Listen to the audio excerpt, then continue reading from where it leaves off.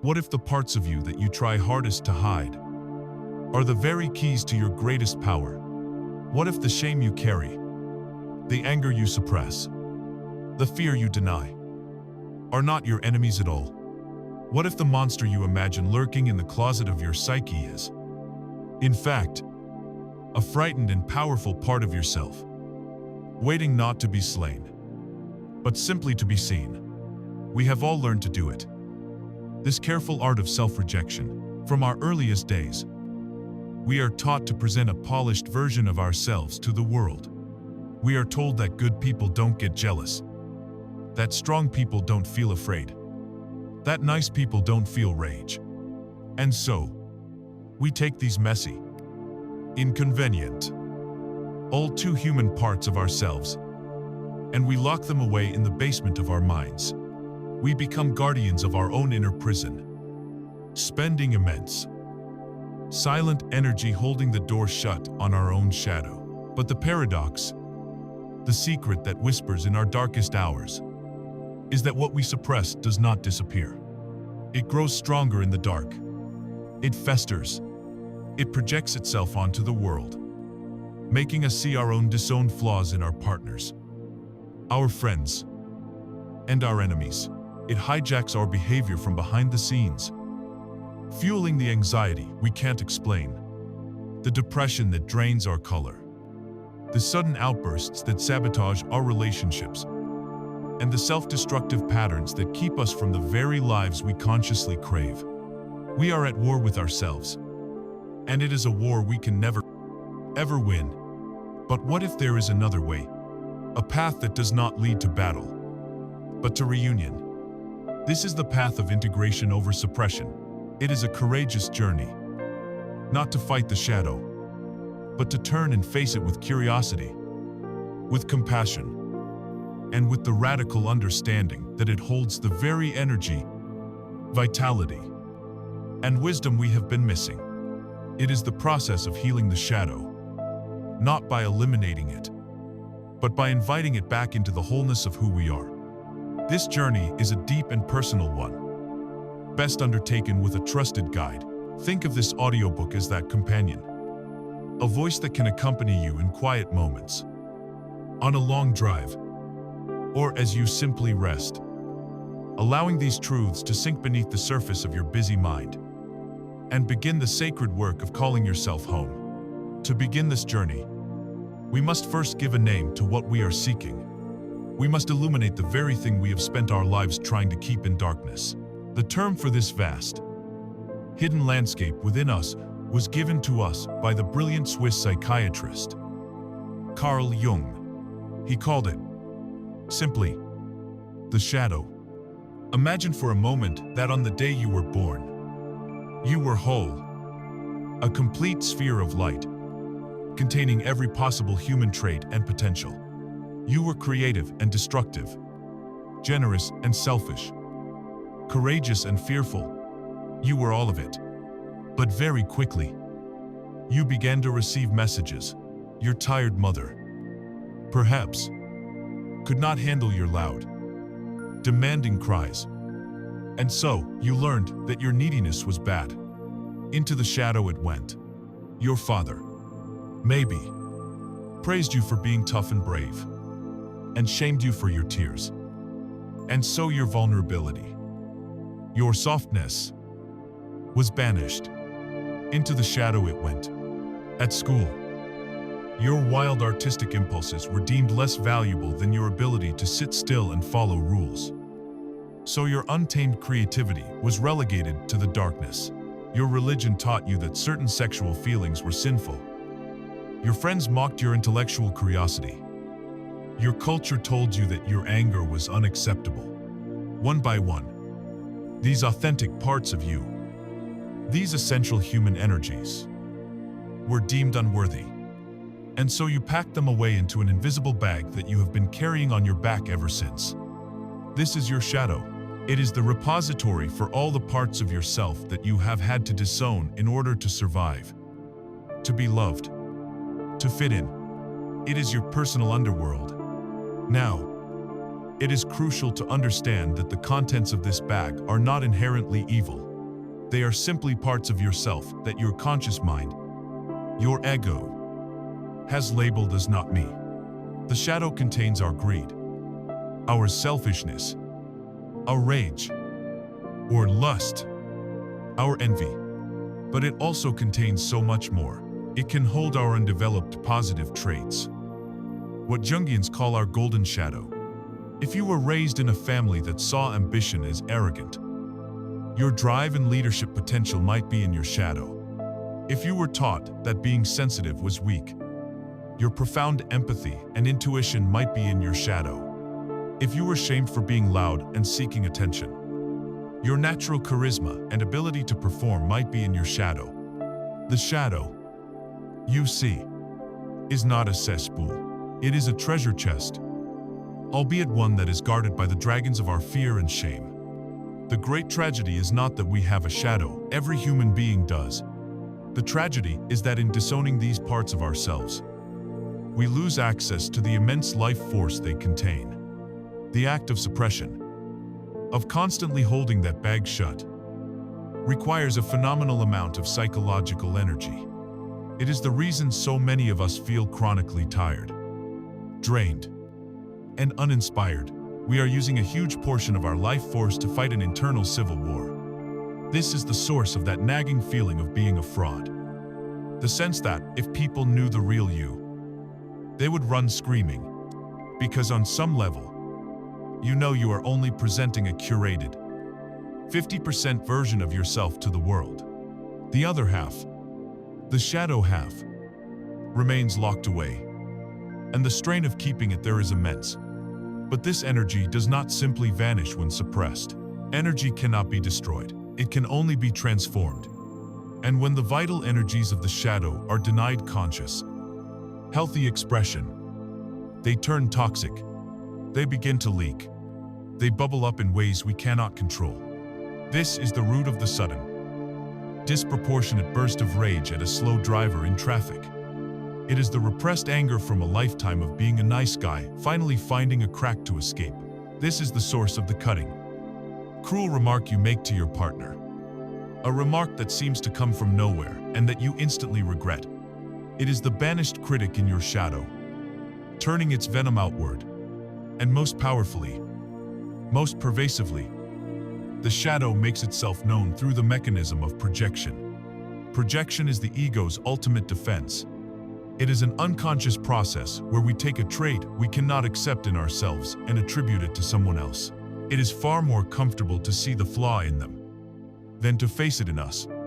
This is the key to understanding your own shadow. Pay close attention to the people who trigger you. Anyone who provokes a strong, immediate, and irrational emotional reaction in you, whether positive or negative, is holding up a mirror to your own hidden self. Is there someone at work you find intolerably arrogant and self-promoting? They may be mirroring your own disowned, golden shadow ambition, the part of you that secretly longs to be recognized and celebrated. Your intense irritation is a measure of how much you have suppressed that same quality in yourself. Do you feel a visceral contempt for people you see as lazy or undisciplined? Look closely for the part of you that is exhausted, the part that longs for rest, but that you have relentlessly shamed into constant productivity. Your judgment of them is a defense against your own unmet needs. This works with positive projections. 2. Do you find yourself utterly captivated by a friend who is a free-spirited artist? Someone who lives with passion and follows their heart. You are likely projecting your own disowned creativity and longing for freedom onto them. You are admiring your own potential in them. Projection is the shadow's way of trying to get your attention. It is constantly pointing, saying, "Look, here is a part of you that you have forgotten, please. Come and reclaim me." Perhaps the greatest cautionary tale ever written about the deadly consequences of suppression is Robert Louis Stevenson's classic, The Strange Case of Dr. Jekyll and Mr. Hyde. We often misunderstand this story as a simple fable about good versus evil. But from a psychological perspective, it is a perfect allegory for the unintegrated shadow. Dr. Henry Jekyll is the epitome of the conscious ego. A man obsessed with his reputation, his respectability, His social standing, he is the polished, curated self that we all present to the world. But within him, as within all of us, there exists another side. He has appetites, desire, and impulses that clash with his pristine public image. A healthy path for Dr. Jekyll would have been one of integration, of consciously acknowledging his darker desires, understanding them, and finding safe, controlled ways to express or sublimate that energy. He could have taken up a fiercely competitive sport, or engaged in passionate debate, or channeled that wild energy into a groundbreaking, unconventional scientific project. But Jekyll does not choose integration. He chooses amputation. He declares war on his own other half. He despises his own wholeness. Using his scientific genius, he creates a potion designed not to balance himself, but to violently separate and expel his inferior parts. And in doing so, he does not destroy them. He gives them their own autonomous life in the form of Edward Hyde. And who is Hyde? He is not just a part of Jekyll. He is pure, concentrated shadow. He is everything Jekyll has ever repressed, now unleashed without any of the moderating influence of consciousness, compassion, or reason. Hyde is selfish, brutish, and driven by pure, primitive impulse. He is the monstrous result of suppression. The more Jekyll tries to deny and control Hyde, the stronger Hyde becomes. He starts as a small, unwelcome visitor, and eventually grows powerful enough to take over the house completely. The story is a terrifying illustration of the core principle that which you refuse to integrate will eventually consume you. Jekyll's fatal mistake was not in having a dark side. It was in hating it, in trying to surgically remove a fundamental part of his own soul. He created his own monster, not out of evil, but out of a misguided pursuit of a false, fractured purity. This is the first great truth of this journey. Your shadow is real. It is a fundamental and powerful part of your psyche. It is not your enemy. It is simply the part of you that has been exiled. And like any exile, it longs to return home. We have spent our lives following Jekyll's path, trying to create a potion of denial and repression to keep our own Hyde locked away. But we have seen where that path leads to a life of fragmentation, exhaustion, and the constant fear of being overthrown by the very thing we refuse to own. A new path awaits, the path of integration. But to walk it, we must first understand how our own personal shadow, our own unique Hyde, was created. We must now journey back in time, to the tender and formative landscape of childhood, where we first learned which parts of our whole self we were required to leave behind. If the shadow is the bag we carry on our back, then our childhood home is the place where we first learned what to put inside it. No child is born with a shadow. We are born whole, expecting that our wholeness will be welcomed. But we are also born utterly dependent. And this dependency is the key to everything. A human infant cannot survive on its own. Its most fundamental, non-negotiable, biological imperative is to maintain its attachment to its caregivers. Love, for a child, is not a luxury. It is synonymous with survival. And so, from our very first moments, we become exquisite detectives of our environment. We are masters at reading the subtle cues from the giants who control our world. We watch their faces. We listen to their tone of voice. We feel the tension in their bodies. And we learn, with astonishing speed, what is acceptable and what is not. We learn what earns us a smile, a warm embrace, a feeling of safety, and what earns us a frown, a sharp tone, a cold withdrawal of affection, which to our nervous system feels like a threat of death. This is where the great, tragic bargain of childhood is struck. It is an unconscious negotiation, a soul-level contract we make to secure our survival. We look at our caregivers and we say, without words, I will trade parts of my authenticity for your continued love. I will amputate the parts of me you cannot tolerate. If you will just promise not to abandon me. This is not a failure of character. It is a brilliant feat of adaptation.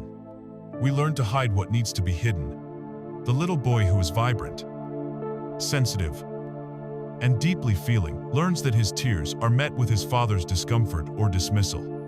The message is clear: your vulnerability is a burden. And so, with the quiet determination of a survivor, the boy packs his tears, his tenderness, his soft heart into the shadow bag. He learns to present a stoic, tough exterior. He has secured his father's approval, but he has lost a vital part of himself. Decades later, as a grown man, he may wonder why he feels so disconnected from his wife and children, why he can't access his own emotions, why he feels a hollow ache he cannot name. The answer lies in the shadow. With the tender-hearted little boy he was forced to leave behind. This lost child within us is often called the inner child. This is not just a sentimental phrase, it is a profound psychological reality. The inner child represents the part of our psyche that is still living in the past, holding all the unprocessed emotions, the unmet needs, and the core beliefs we formed in our youth when we were told our anger was bad. That part of our inner child, holding the righteous and fiery life force of our anger, was banished to the shadow when we were shamed for our exuberant joy and told to calm down. That spontaneous, joyful part of our inner child was exiled.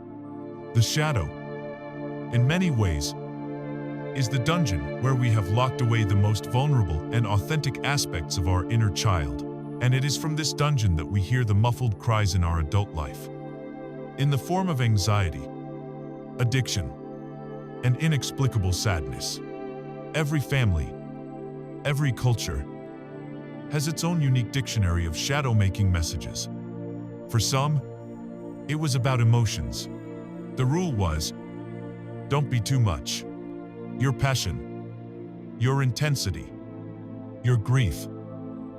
It was all overwhelming to a family system that preferred a calm, placid surface, and so you learned to live life at a simmer, suppressing the brilliant, boiling life force that was your birthright. For others, it was about intelligence. Perhaps you were a bright, curious child in a family that valued humility above all else. Your sharp insights may have been labeled as showing off, your probing questions as disrespectful. And so, you learned to play dumb, to hide your light under a bushel, packing your own brilliance into the shadow for fear of outshining others. The list is endless and painfully familiar. Nice girls don't make a fuss. Into the shadow goes your ability to set boundaries. Children should be seen and not heard. Into the shadow goes your authentic voice. Stop being so dramatic. Into the shadow goes your powerful emotional depth. Get your head out of the clouds and be realistic. Into the shadow goes your visionary imagination. We each have our own collection of these rules. The foundational code that wrote the program of our shadow self. When these developmental wounds are compounded by actual trauma, the creation of the shadow becomes even more extreme and violent. Trauma, whether it's the overt horror of physical or emotional abuse, or the more subtle but equally damaging trauma of chronic neglect, forces the psyche to take drastic measures to survive an unbearable experience. A child's mind may perform an act of psychic triage, completely splitting off the part of the self that is experiencing the pain. This is more than suppression, it is dissociation. The memory, the feelings, the very sense of self connected to the event are walled off and plunged deep into the shadow, becoming a highly charged, fragmented part of the unconscious. These traumatic fragments act like black holes in the psyche, draining energy and creating symptoms in adulthood like panic attacks, phobias, and a terrifying sense of inner emptiness that seem to have no logical connection to our present-day lives. The connection lies hidden, deep in the traumatic shadow. The brilliant psychoanalyst Alice Miller wrote a groundbreaking book called The Drama of the Gifted Child. And its central idea perfectly illuminates a very common and subtle form of shadow creation. When Miller uses the term gifted, she doesn't mean intellectually gifted. She means the child who is unusually sensitive, aware, and emotionally attuned. This child has a special gift for sensing the unconscious needs of their parents. They can feel their mother's hidden depression, their father's unfulfilled ambitions, and because their need for love is so absolute, this gifted child learns to unconsciously contort themselves to become the very thing their parents need. They become the cheerful child for the depressed mother, the high-achieving child for the disappointed father. They become masters at reflecting back the desired image, earning them the love and validation they crave. They are praised for being so good, so easy, so mature. But this comes at a terrible price. In their relentless focus on meeting the needs of others, they completely lose contact with their own true self, their authentic feelings, their spontaneous impulses, their own unique desires. All of it is packed into the shadow. This person grows into an adult who is often very successful on the outside, but who feels on the inside a profound and terrifying emptiness. They may fall into depression and not know why. I have everything, they say. A good job, a family. So why do I feel like nothing is real? Why do I feel so empty? They are empty because their authentic self has never been allowed to live in the light. It has been locked in the shadow since their earliest days, and they have forgotten it even exists. Understanding this process is not about blaming our parents. This is essential. Most of our caregivers were simply passing down the rules of the shadow that were handed to them. They were often trying to protect us, to help us fit into a world that they themselves found difficult and demanding. They were teaching us the rules of survival as they understood them. The purpose of this exploration is not to create a case against our caregivers, but to create a map for our own healing. It is an act of profound self-compassion to look back and understand that the parts of ourselves we now hate were not born flawed. They were exiled for a reason, as part of a brilliant, desperate strategy to secure love and survive. By understanding how and why we first packed that bag, we empower ourselves to finally set it down. We can begin to question the old rules. We can begin to open the bag, not with judgment, but with a tender curiosity.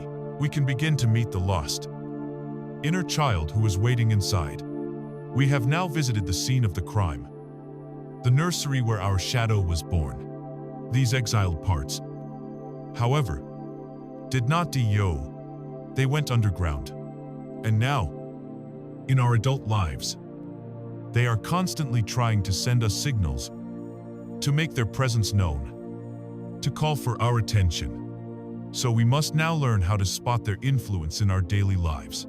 And the most obvious clue, the one that appears every single day in our interactions with others, is the powerful and mysterious phenomenon of projection.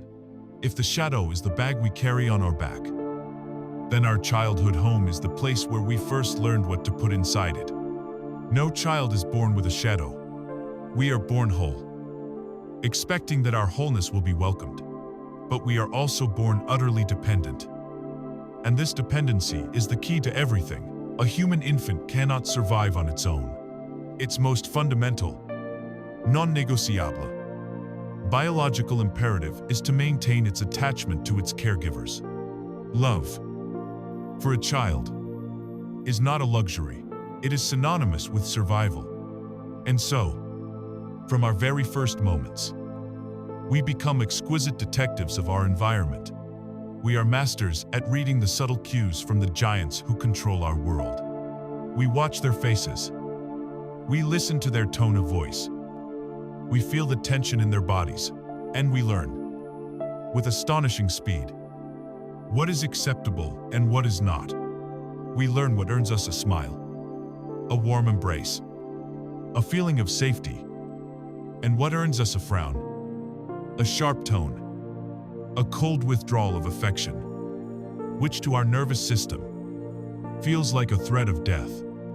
This is where the great, tragic bargain of childhood is struck. It is an unconscious negotiation, a soul-level contract we make to secure our survival.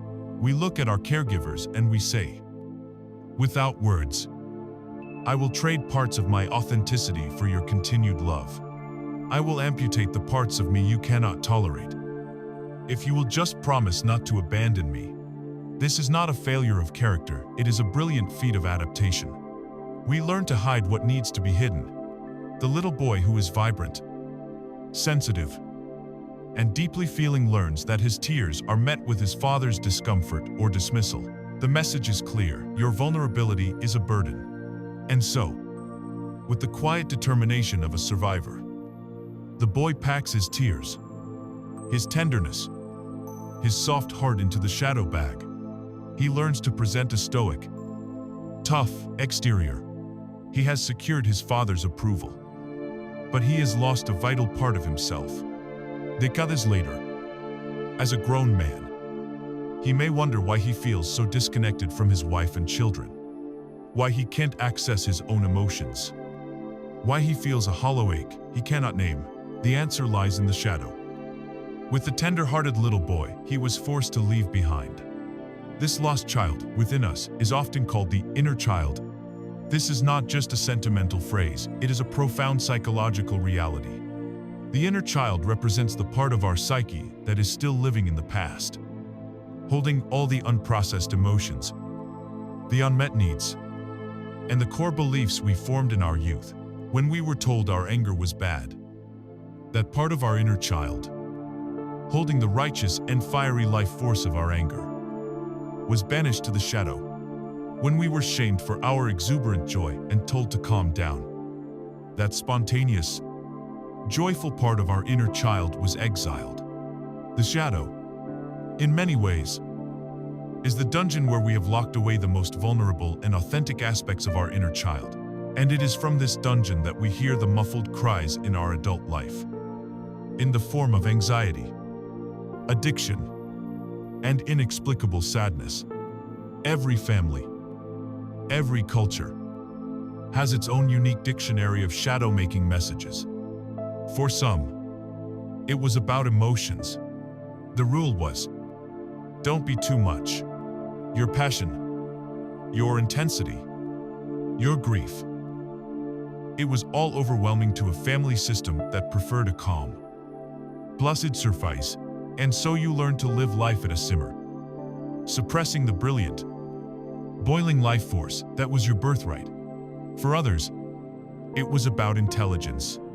Perhaps you were a bright, curious child in a family that valued humility above all else.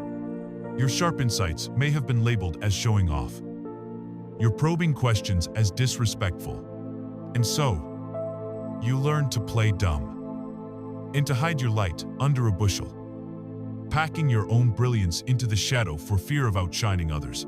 The list is endless and painfully familiar. Nice girls don't make a fuss.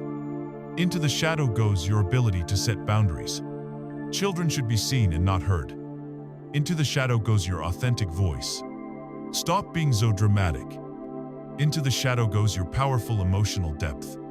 Get your head out of the clouds and be realistic. Into the shadow goes your visionary imagination. We each have our own collection of these rules, the foundational code that wrote the program of our shadow self. When these developmental wounds are compounded by actual trauma, the creation of the shadow becomes even more extreme and violent. Trauma. Whether it's the overt horror of physical or emotional abuse, or the more subtle but equally damaging trauma of chronic neglect, forces the psyche to take drastic measures to survive an unbearable experience. A child's mind may perform an act of psychic triage, completely splitting off the part of the self that is experiencing the pain. This is more than suppression, it is dissociation. The memory, the feelings, the very sense of self connected to the event are walled off and plunged deep into the shadow, becoming a highly charged, fragmented part of the unconscious. These traumatic fragments act like black holes in the psyche, draining energy and creating symptoms in adulthood like panic attacks, phobias, and a terrifying sense of inner emptiness that seem to have no logical connection to our present-day lives. The connection lies hidden deep in the traumatic shadow. The brilliant psychoanalyst Alice Miller wrote a groundbreaking book called The Drama of the Gifted Child. And its central idea perfectly illuminates a very common and subtle form of shadow creation. When Miller uses the term gifted, she doesn't mean intellectually gifted. She means the child who is unusually sensitive, aware, and emotionally attuned. This child has a special gift for sensing the unconscious needs of their parents. They can feel their mother's hidden depression, their father's unfulfilled ambitions, and because their need for love is so absolute, this gifted child learns to unconsciously contort themselves to become the very thing their parents need. They become the cheerful child for the depressed mother, the high-achieving child for the disappointed father. They become masters at reflecting back the desired image, earning them the love and validation they crave. They are praised for being so good, so easy, so mature.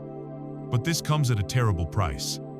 In their relentless focus on meeting the needs of others, they completely lose contact with their own true self, their authentic feelings, their spontaneous impulses, their own unique desires.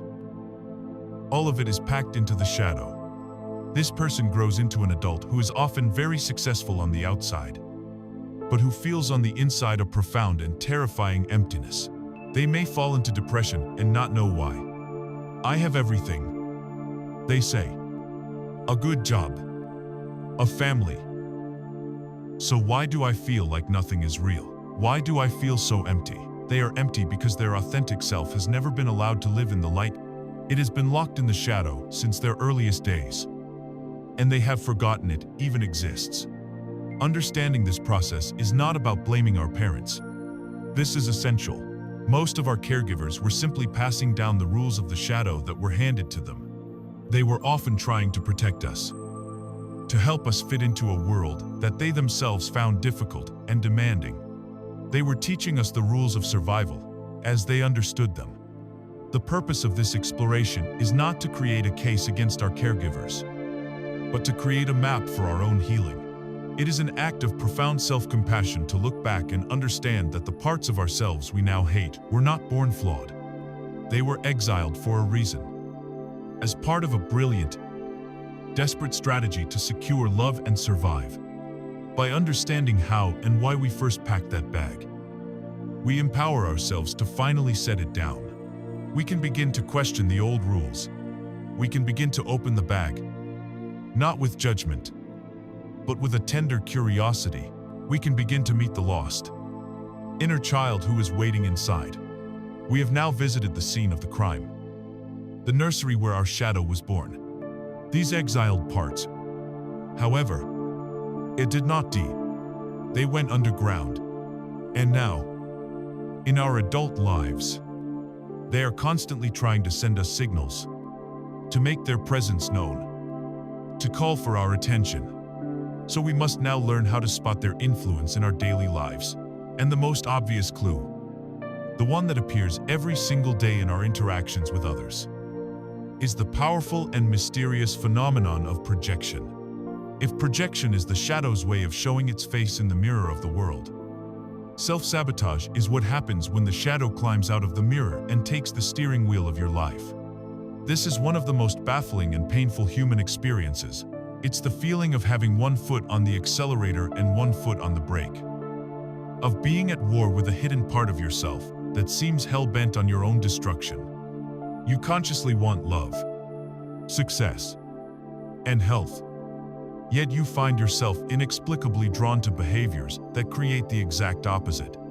This internal conflict is not a sign of weakness or a character flaw. It is the unmistakable sign of a powerful, unintegrated shadow that is actively working against the goals of your conscious ego. To heal this pattern, we must first learn to see it for what it is: not madness, but a misguided strategy of a frightened part of ourselves. Let's examine the common forms of self-sabotage through the lens of the shadow. Consider procrastination, the silent killer of dreams. You have a goal that is deeply important to you: writing a book, starting a business, getting in shape. You have the desire. You have the ability. Yet, you find yourself endlessly rearranging your desk, falling down internet rabbit holes, suddenly deciding that now is the perfect time to clean out the garage. This isn't just laziness. From the shadow's perspective, this is a brilliant defensive strategy. If your shadow holds a core belief that you are a failure, or that it's dangerous to be seen and judged, then finishing the project is the most terrifying thing you could possibly do. As long as the book is unfinished, it can remain perfect in your imagination. It cannot be rejected. As long as the business is just an idea, it cannot go bankrupt. By paralyzing you with distraction and delay, your shadow is protecting you from the potential shame of failure or the perceived danger of success. Or consider addiction in all its forms, whether it's a dependency on a substance, on work, on food, on drama, or on toxic relationships. Addiction is almost always an attempt to self-medicate a deep inner pain held within the shadow. The emptiness we feel from having disowned our true self is unbearable. The anxiety that bubbles up from our repressed emotions is excruciating. The addiction provides a temporary anesthetic. It's a desperate attempt by the psyche to manage an unmanageable internal state. The shadow isn't trying to ruin your life with the addiction. It is trying to save your life from a pain that feels even worse. That is why simply trying to stop the behavior through willpower so often fails. We are only treating the symptom. The real healing lies in turning toward the original wound the shadow is trying so desperately to soothe. Nowhere is self-sabotage more painfully clear than in our intimate relationships. You finally meet a kind, stable, and loving partner. Things are going beautifully. And then, you feel a strange impulse. You start an argument over something trivial. You become distant and critical. You create a problem where none existed. Why? Because if your shadow contains a core wound of abandonment, and a core belief that you are fundamentally unlovable, then true intimacy is the ultimate threat. A loving partner challenges that entire worldview. The shadow, operating on its old, terrified logic, thinks, this is too good to be true. They will eventually find out who I really am and leave me. I will blow this up first. To control the inevitable outcome. It's a preemptive strike. A misguided attempt to protect you from the anticipated agony of rejection by causing it yourself. To understand these baffling behaviors, we must grasp the concept of the secondary gain. The shadow is not a villain, it is a bodyguard. But it is a bodyguard with the emotional maturity of a frightened child. Every self-sabotaging behavior has a hidden payoff. A secondary gain. From the shadow's point of view, the gain of staying in a job you hate is certainty. The misery is familiar and predictable. Success in a new career is a terrifying unknown. The gain of procrastinating is the avoidance of judgment. The gain of playing the victim is that you are absolved of the overwhelming burden of responsibility. Your shadow will always choose the familiar misery over a terrifyingly unfamiliar freedom. It operates on a simple, primal principle: better the devil you know. Healing this requires us to gently and compassionately recognize this hidden logic. To understand what the shadow believes it is protecting us from. This leads us to the great paradox, the fear of success. Consciously, we all want to succeed. But if our shadow is saturated with feelings of worthlessness from our childhood, then success feels like a lie. It creates an unbearable cognitive dissonance. This is the root of the imposter syndrome. You get the promotion, and you receive the award. You earn the acclaim, and instead of feeling joy, you feel a cold dread, a sense of panic. You think, they've made a terrible mistake. If they knew the real me, they would take it all back. I'm a fraud, and it's only a matter of time until I am found out. That voice of the imposter is the voice of the shadow. It is the voice of the inner child, who was told they were not good enough, and smart enough, or worthy enough. From the shadow's perspective, Success is dangerous because it brings visibility.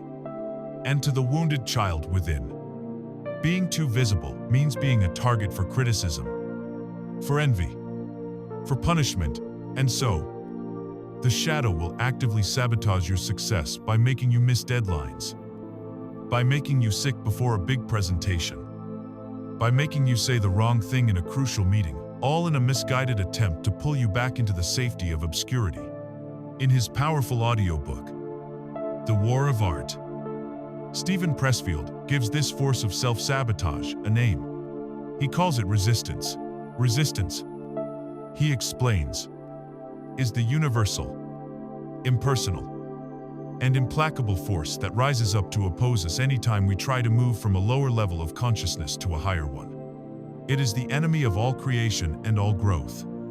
Imagine an aspiring painter. Let's call her Clara. She has the talent, the time, and a soul-deep calling to create. But every morning, as she approaches the canvas, resistance meets her.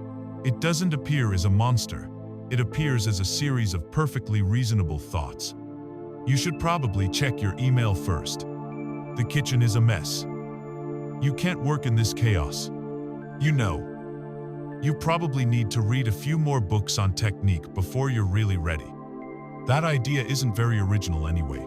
Who do you think you are to call yourself an artist? Resistance will use anything and everything to stop her from doing the work. Distraction, rationalization, self-doubt, sudden fatigue. Pressfield's genius is in identifying this force as the shadow in action. Resistance is the collected fear of judgment, the fear of failure, the fear of success, the shame, and the feelings of unworthiness, all rolled into one paralyzing force. Its sole aim is to keep us from our true calling, because our calling is what will most surely integrate the shadow and heal our wounds. And the shadow, in its fear, resists this healing with all its might. The first step in disarming this saboteur is to stop fighting it on its own terms. It's to stop shaming yourself for your procrastination, your addictions, your self-destructive patterns. Shame is the fuel that resistance runs on. Instead, the path forward is to become a curious, compassionate observer of these patterns. When you feel the overwhelming urge to procrastinate, instead of giving in or beating yourself up, you can pause and ask a new set of questions. Hello, shadow. I see you're here. What are you so afraid of right now? What judgment are you trying to protect me from? When you find yourself picking a fight with your partner, you can learn to pause and ask, what old fear of abandonment is being triggered in me? What part of me believes I am not worthy of this love? This shifts you from being a victim of your own unconscious programming to being a conscious participant in your own healing. You begin to build a new relationship with these wounded parts, one based on dialogue, not condemnation. Recognizing the shadow's hand in our self-sabotage is a revelatory and empowering step. It turns a confusing, chaotic internal experience into something with a discernible logic, however skewed. But recognition alone is not enough to heal the pattern. We must now make a conscious choice. We must stop analyzing this force from a safe distance and instead summon the courage to turn inward, to face this frightened saboteur directly, and to finally begin the sacred work of transformation. This requires us to step off the noisy stage of our daily lives and enter the quiet, and sometimes turbulent, world within. We stand now at a crucial threshold. We have seen how the shadow is born in the tender wounds of childhood. We have learned to recognize its face in the mirror of our projections onto others. We have felt its grip on the steering wheel of our lives as it drives us toward self-sabotage. The evidence is in, there is an unseen force within us, a powerful, exiled part of ourselves that is shaping our reality from behind the curtain. And now we are faced with a choice, perhaps the most important choice of our adult lives. Do we continue to live as we have, a stranger to half of our own soul, forever reacting to a script written by our unconscious? Or do we turn around and, for the first time, consciously and deliberately, walk toward the darkness within? Let us be honest. This choice is terrifying. Everything in our nature, every survival instinct we have, screams at us to keep the door to the basement locked. We fear that if we open it, we will be consumed. We imagine a Pandora's box of rage, grief, and madness that, once unleashed, will destroy us and everything we hold dear. This is the great fear that keeps humanity collectively stuck. We would rather live in the familiar, gray prison of our conscious personality than risk the unknown chaos of our own depths. This moment of choice, this trembling at the threshold, has been described in the myths and legends of every culture throughout history. It is the call to adventure. The great mythologist Joseph Campbell, in his work on the hero's journey, showed that this is a universal pattern of transformation. The hero's life has become stagnant, inauthentic, or unbearable. This is the call. His first instinct is often to refuse the call, to cling to the familiar, to pretend he hasn't heard. But eventually, the pain of staying the same becomes greater than the fear of the unknown, and so, he makes the fateful decision to cross the threshold and enter the special world of the adventure. For us, this is the special world of our own inner landscape. The descent into the underworld that every great hero from Odysseus to Luke Skywalker must undertake is nothing less than the journey into the personal and collective unconscious. Our quest is to face the dragons and monsters we find there, only to discover that they are guarding a priceless treasure. This reframing is essential. You are not just dealing with your psychological issues. You are embarking on a heroic quest. You are answering the deepest call of your own soul to become whole. A hero never undertakes such a perilous journey without preparation. They acquire a map, a sword, a magic talisman for the journey into the shadow. Our most important tool is the creation of a safe container. We do not simply burst into the unconscious and hope for the best. That would be reckless. Instead, we create a dedicated, protected space and time where it is safe for the shadow to emerge and speak, without it overwhelming the rest of our lives. There are many forms this container can take. For those with a history of significant trauma, the safest and most effective container is the therapeutic relationship. A skilled therapist or coach acts as a trained guide, holding the space for you, ensuring you do not get lost, and helping you navigate the difficult terrain. The therapy room itself becomes a sacred vessel, a place where you can fall apart and know that you will be held together. A second, powerful container is the practice of journaling. The blank page is a realm of absolute freedom and absolute privacy. It is a space with no judgment. Here, you can give voice to the most forbidden thoughts and feelings without any real-world consequence. You can write letters you will never send. You can have raging arguments with your inner critic. You can write directly to your shadow, asking it questions like, what do you want me to know? What pain are you holding? What gift do you have for me? This practice of externalizing the inner world onto the page creates a vital separation. It allows you to see that you have feelings of rage. But you are not just your rage. You are the larger consciousness that is able to observe and dialogue with that rage. The journal becomes your alchemical vessel, where you can safely mix the volatile elements of your psyche. A third container, equally profound, is a formal practice of meditation or mindfulness. Through meditation, we train the mind to become a vast, open, and non-judgmental space of awareness. We learn to sit and observe the ceaseless parade of thoughts, feelings, and bodily sensations without getting swept away by them.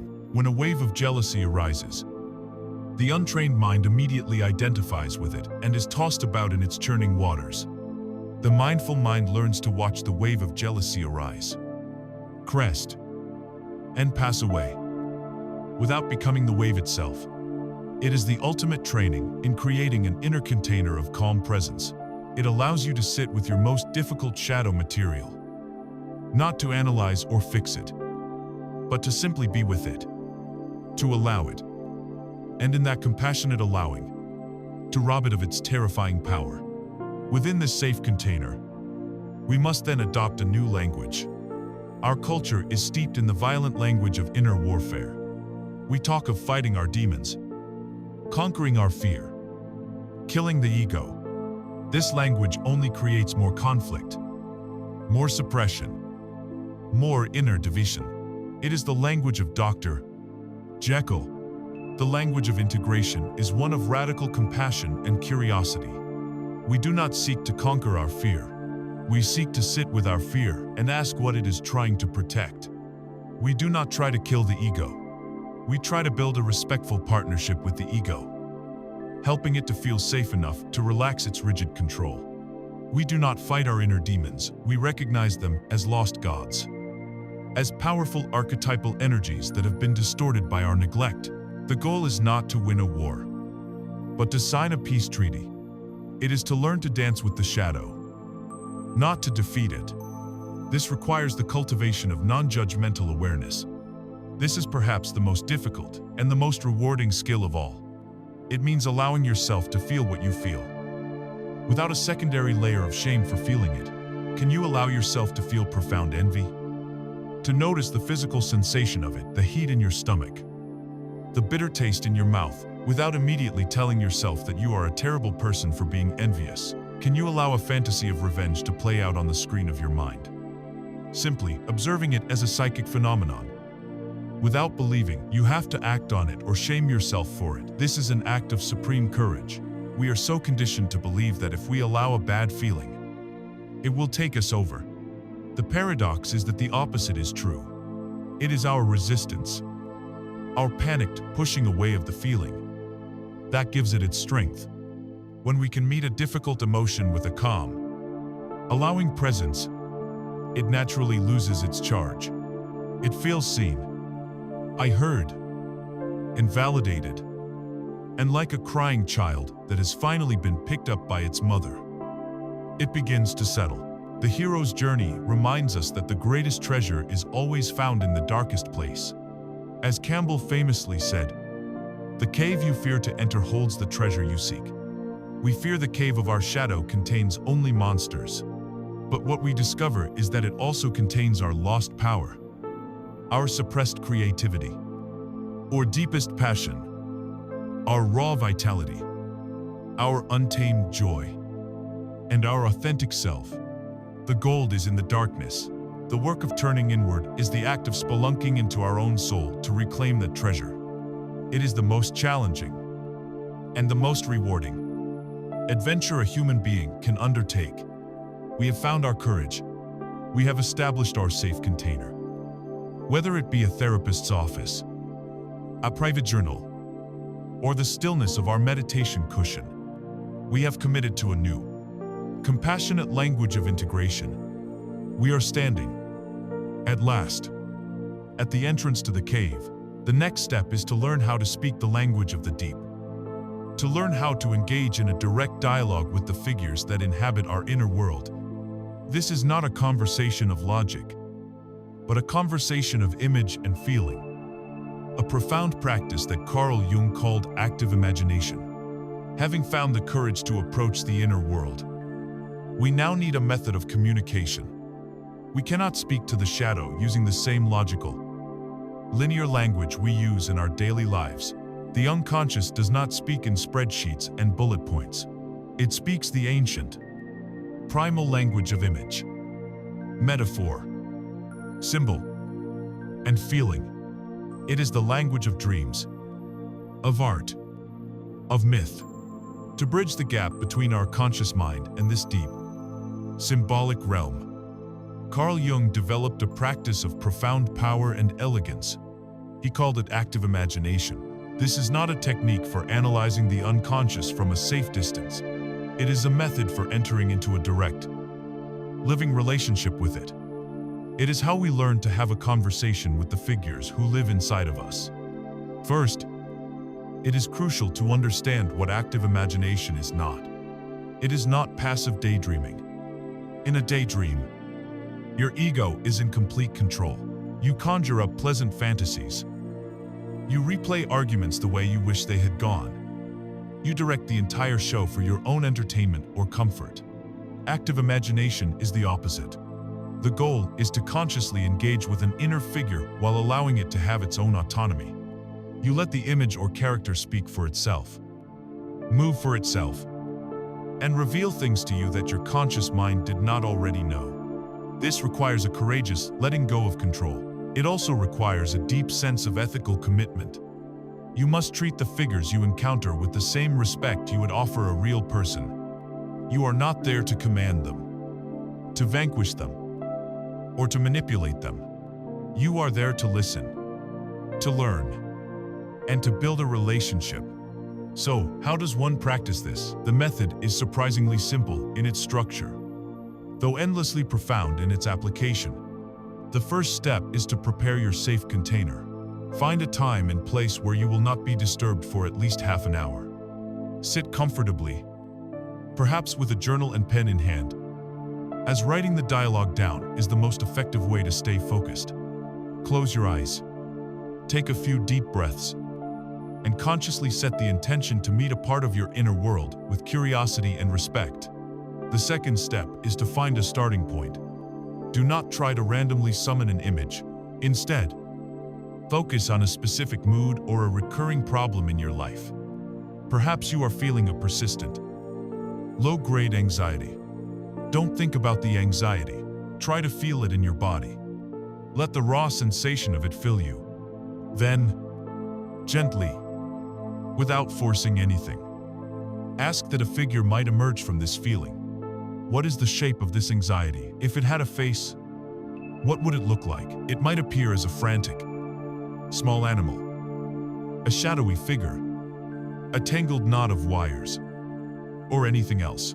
Trust the first image that arises, no matter how strange it seems.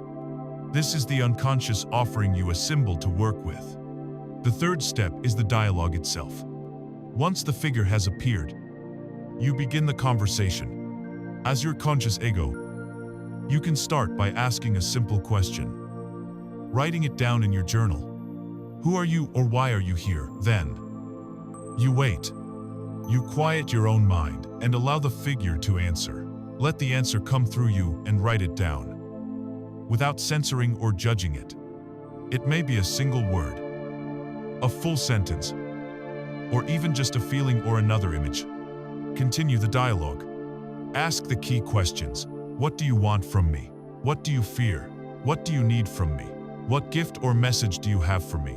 Your job as the ego is to stay present, to ask honest questions, and to faithfully record the answers, even and especially if they surprise or upset you. You are a journalist reporting from the inner world. The final, and perhaps most important, step is to process the experience and integrate its meaning. Do not just close your journal and forget about it. Read through the dialogue. What did you learn? Was there a specific need the figure expressed? Was there a piece of wisdom offered? The dialogue creates an obligation. If the figure of your anxiety told you that it needs more stillness and rest, your work is to consciously bring that into your waking life. Even a small, symbolic act like scheduling 10 minutes of quiet time shows the unconscious that you were listening. This is what builds the bridge of trust between the conscious and unconscious parts of yourself. Let's make this concrete with a story. Imagine a man named Mark. Mark is a good man, a reliable employee, a devoted husband and friend, but he is chronically exhausted, stretched thin, and filled with a quiet resentment because he finds it almost impossible to say no to anyone. He is a classic people pleaser.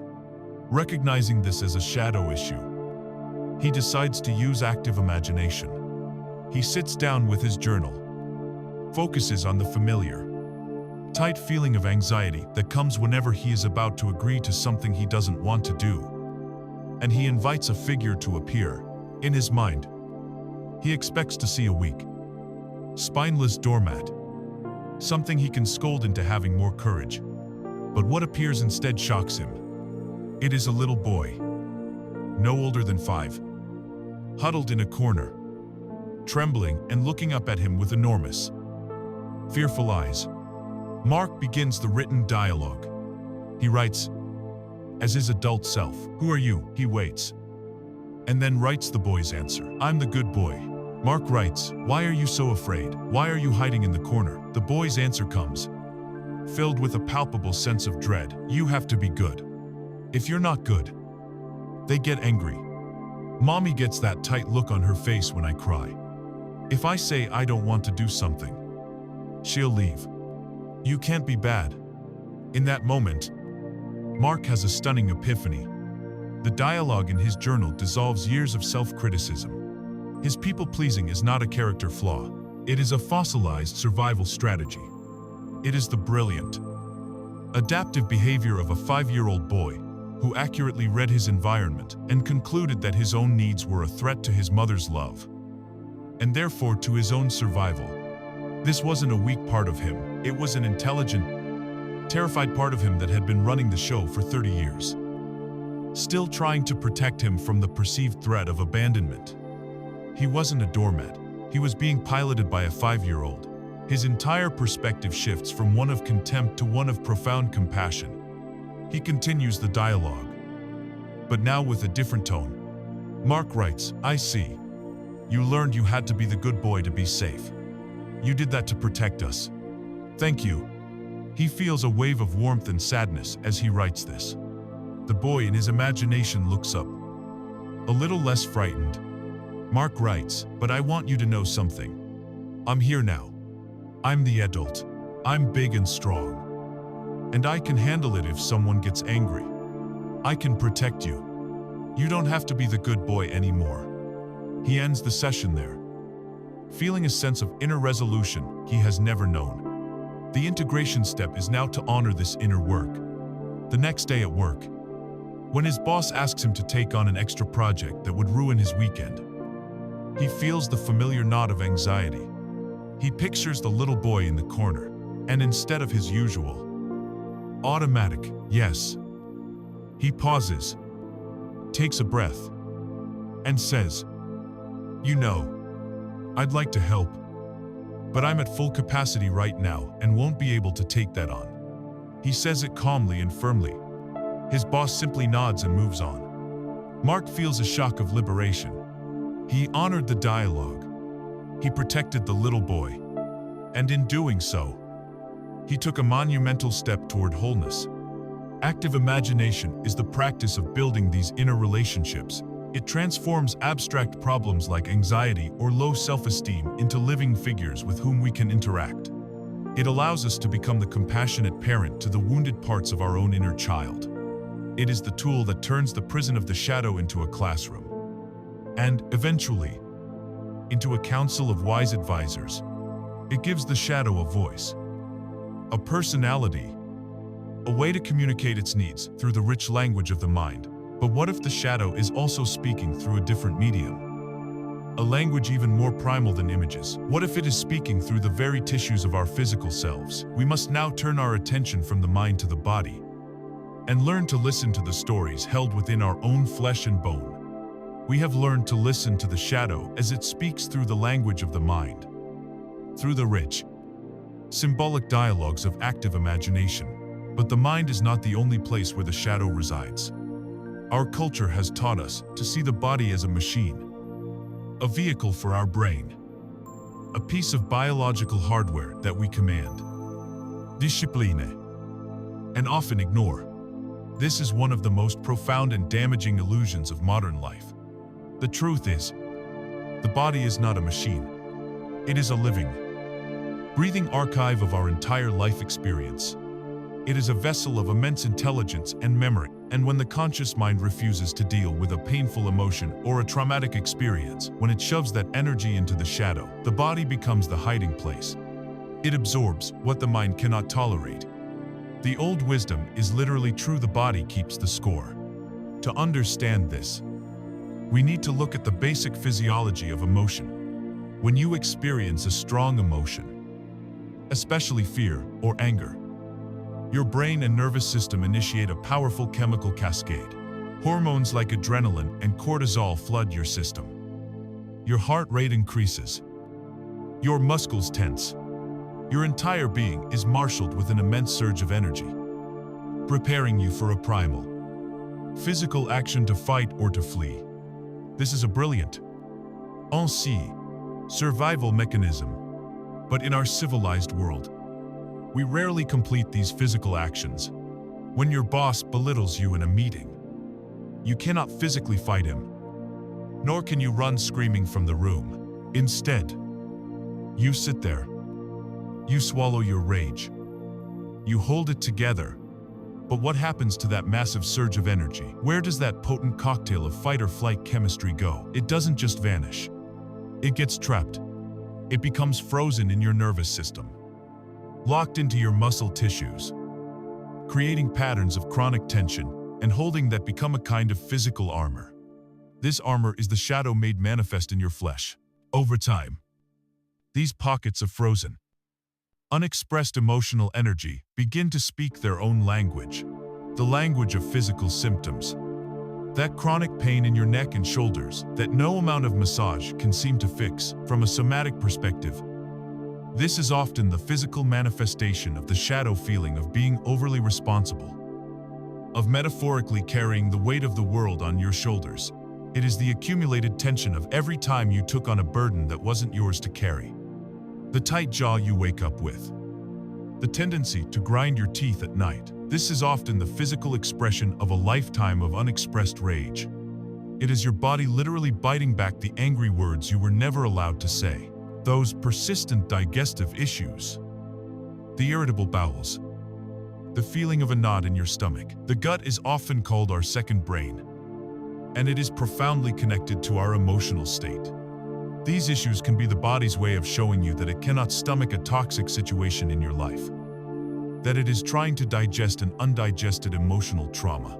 Chronic fatigue is one of the most common physical expressions of a heavy shadow, representing the immense, ongoing, energetic cost of keeping all of that emotional material suppressed day in and day out. If the body is where this shadow energy is stored, then it is through the body that it must be released. This is the work of somatic, or body-based, psychology. These practices are not about analyzing the past with your thinking mind.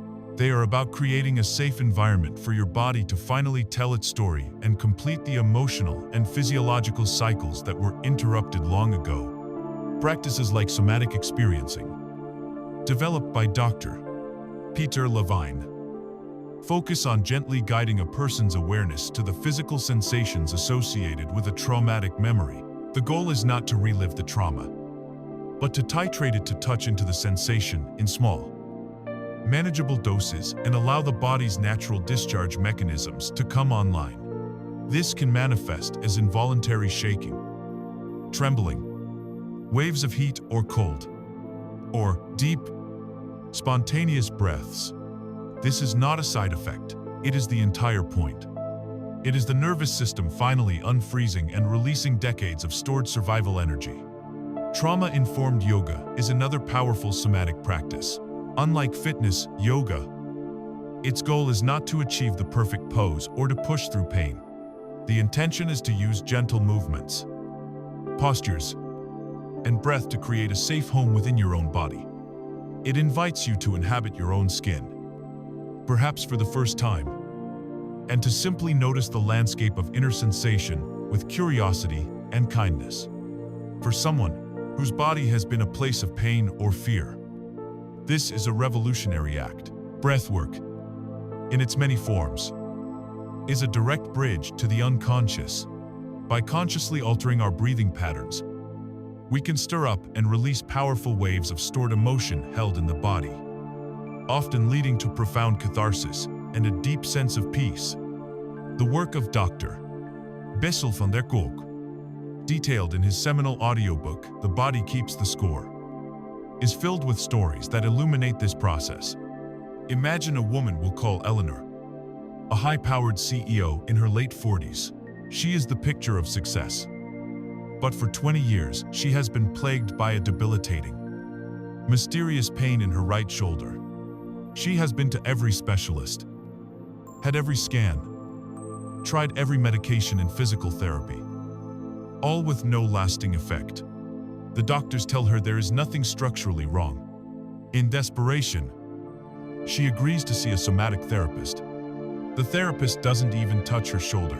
Instead, she simply asks Eleanor to sit quietly. I bring her full attention to the sensation of the pain and describe it. It's like a crushing weight, Eleanor says, and it's hot, like a brand, as she stays with the sensation. The therapist gently asks if any images or memories arise.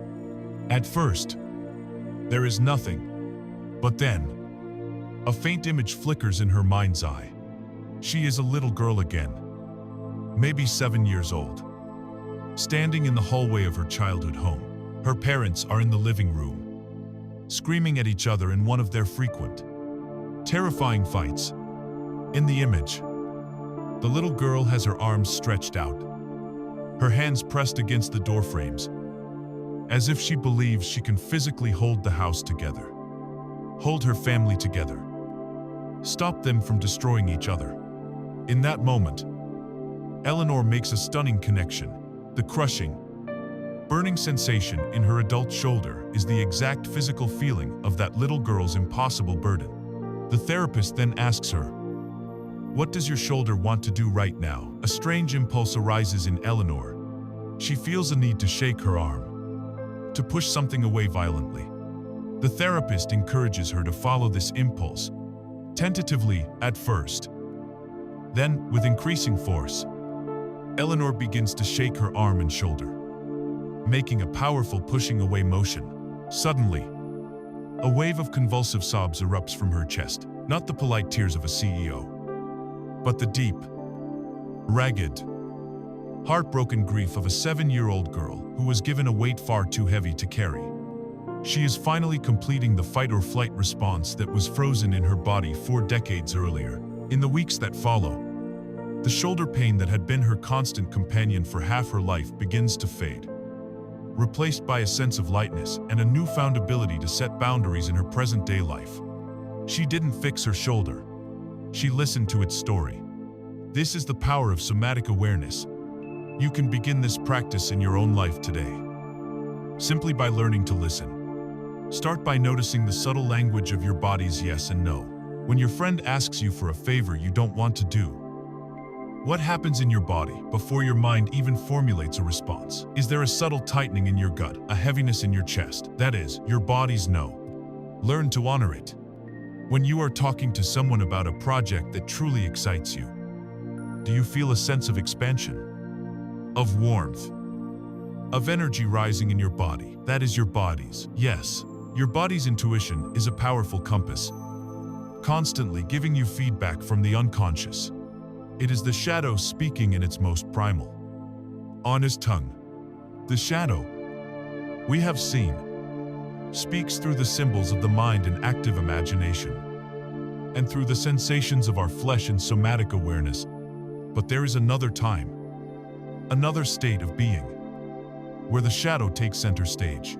Each night, when our conscious ego relinquishes its tight grip on reality, the shadow has its own theater, its own private cinema where it plays out its dramas and sends its most direct and mysterious messages. We must now turn our attention to this nightly spectacle, to the royal road, to the unconscious, the world of our dreams. As we have seen, the shadow speaks through the waking mind and active imagination, and through the living tissues of the body. But each night, a remarkable event occurs. Our conscious ego, the vigilant, controlling part of ourselves, goes to sleep, and in its absence, the unconscious is given free rein to express itself. This is the world of dreams. For much of modern history, we have dismissed dreams as meaningless, neurological static, the random firing of synapses as the brain cleans itself out. But from a depth psychology perspective, this is a profound misunderstanding. Dreams are not random noise. They are intelligent, purposeful, and deeply meaningful messages from the self, the organizing center of our psyche. They are the most direct and unfiltered communication we will ever receive from our own inner world. Carl Jung's most crucial insight into dreams was his theory of compensation. He understood that the psyche is a self-regulating system, always striving for balance and wholeness. Your dreams are actively working to compensate for the imbalances in your conscious attitude. They are trying to show you what you are missing. If your conscious life is overly rational, logical, and controlled, your dreams may be filled with wild, chaotic, and intense emotions. They are bringing you the feeling and instinct that you lack. If you live your life as a very moral, spiritual, and good person, you may be shocked to find yourself having dreams where you are a liar, a thief, or a scoundrel. The dream is not predicting your future behavior. It is compensating for your one-sided goodness by showing you your capacity for your opposite, your shadow. It is asking you to become not just good, but whole, by acknowledging all parts of yourself. The dream is the psyche's nightly attempt to correct your course, to nudge you back toward the center. Within this nightly theater, one of the most important characters to appear is your own personal shadow figure. The dream shadow is an archetypal figure, almost always of the same sex as you, who embodies all the qualities that your conscious ego has rejected. If you are a kind, gentle, and accommodating person, your shadow figure may appear as a cruel, aggressive bully. If you are a tidy, disciplined, and responsible person, your shadow may appear as a lazy, chaotic, and irresponsible slob. This figure might be frightening, or it might be pathetic and embarrassing, but it is always, without exception, to a part of you, it is a living portrait of the self you have refused to be. This is why nightmares, especially recurring nightmares, are such a precious gift. A nightmare is not a sign that something is wrong with you. It is a sign that your unconscious is trying desperately to get a message to you about a part of yourself that has been dangerously neglected. The more you ignore the shadow in your waking life, the more terrifying and insistent it must become in your dreams to get your attention. It is like a friend knocking politely on your door. If you don't answer, they knock louder. If you still don't answer, they start banging on the door. A nightmare is the shadow banging on the door of your consciousness, begging to be let in. The heroic response to a nightmare, the central act of courage in dream work, is to stop running. In the dream itself, you must find the will to turn around and face the monster that is chasing you.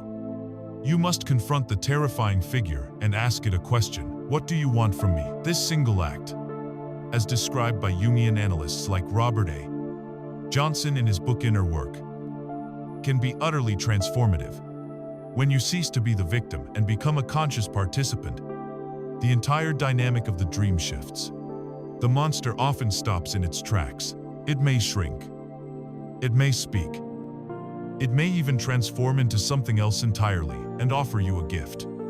By facing the shadow figure, you rob it of its terrifying power, which was fueled by your own fear, and you open yourself up to receiving its hidden wisdom. Let's imagine a man named David. David is, by all accounts, a wonderful person. He is kind to a fault, gentle, empathetic, and would never dream of starting a conflict. His conscious identity is that of a peacemaker. The problem is, David is plagued by a recurring nightmare. In the dream, he is walking down a dark, narrow city alley when he hears the roar of a motorcycle behind him. He turns to see a massive, menacing biker, clad in black leather, bearing down on him. A wave of pure terror hits him, and he runs. The biker chases him, getting closer and closer, the sound of the engine deafening. Just as the biker reaches out to grab him, David wakes up, heart pounding, drenched in a cold sweat. This dream terrifies and confuses him, but after learning about shadow work, he begins to see a pattern. The biker is everything his conscious personality is not. He is aggressive, powerful, intimidating, loud, and unapologetically takes up space. The biker is his perfect shadow figure. David decides to try a new approach. For several nights before going to sleep, he sets a clear intention. Tonight, if the biker comes, I will not run. I will stop. I will turn around. And I will face him. For a few nights, the dream doesn't come. But then, one night, it does. There he is. In the dark alley, he hears the roar. The terror rises. The instinct to run is overwhelming. But he remembers his promise.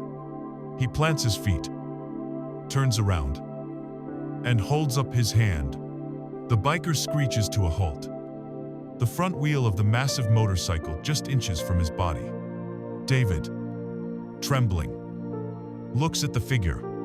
He can't see the biker's face behind the dark helmet visor. He summons his courage and asks, "What do you want from me?" The biker is silent for a moment. Then, he slowly gets off the motorcycle. He reaches up, removes his helmet, and David gasps. The biker has David's own face. The shadow figure looks at him, not with malice, but with a kind of weary frustration. He holds out a hand, and in his leather-gloved palm is a single, old, rusty key. The biker speaks, and his voice is David's own, but deeper and more resonant. "It's time you learned how to use this," the biker says. "You're letting everyone walk all over you." And then, David wakes up. But this time, there is no terror. There is only a profound sense of awe and revelation. The dream was not an attack. It was an intervention. The biker was not an enemy.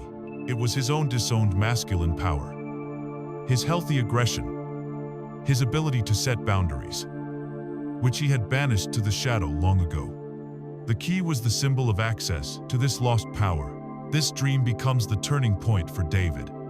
He begins to integrate this energy into his waking life. He doesn't become an aggressive jerk. Instead, he uses his newfound biker energy to finally tell his boss that he can no longer accept working unpaid overtime. He uses it to calmly and firmly address a long-standing issue with a neighbor who has been disrespectful. He doesn't raise his voice. He just speaks with a new weight, a new solidity.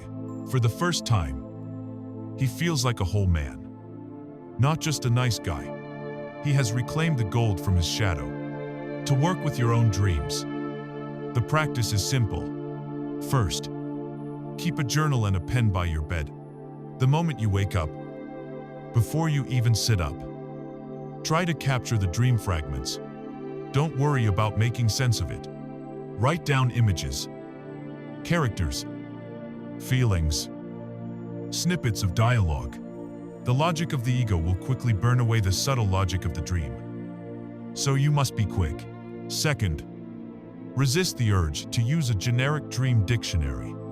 Your unconscious speaks in your own personal symbolic language. A snake might mean one thing to you and something completely different to someone else. Instead, practice association.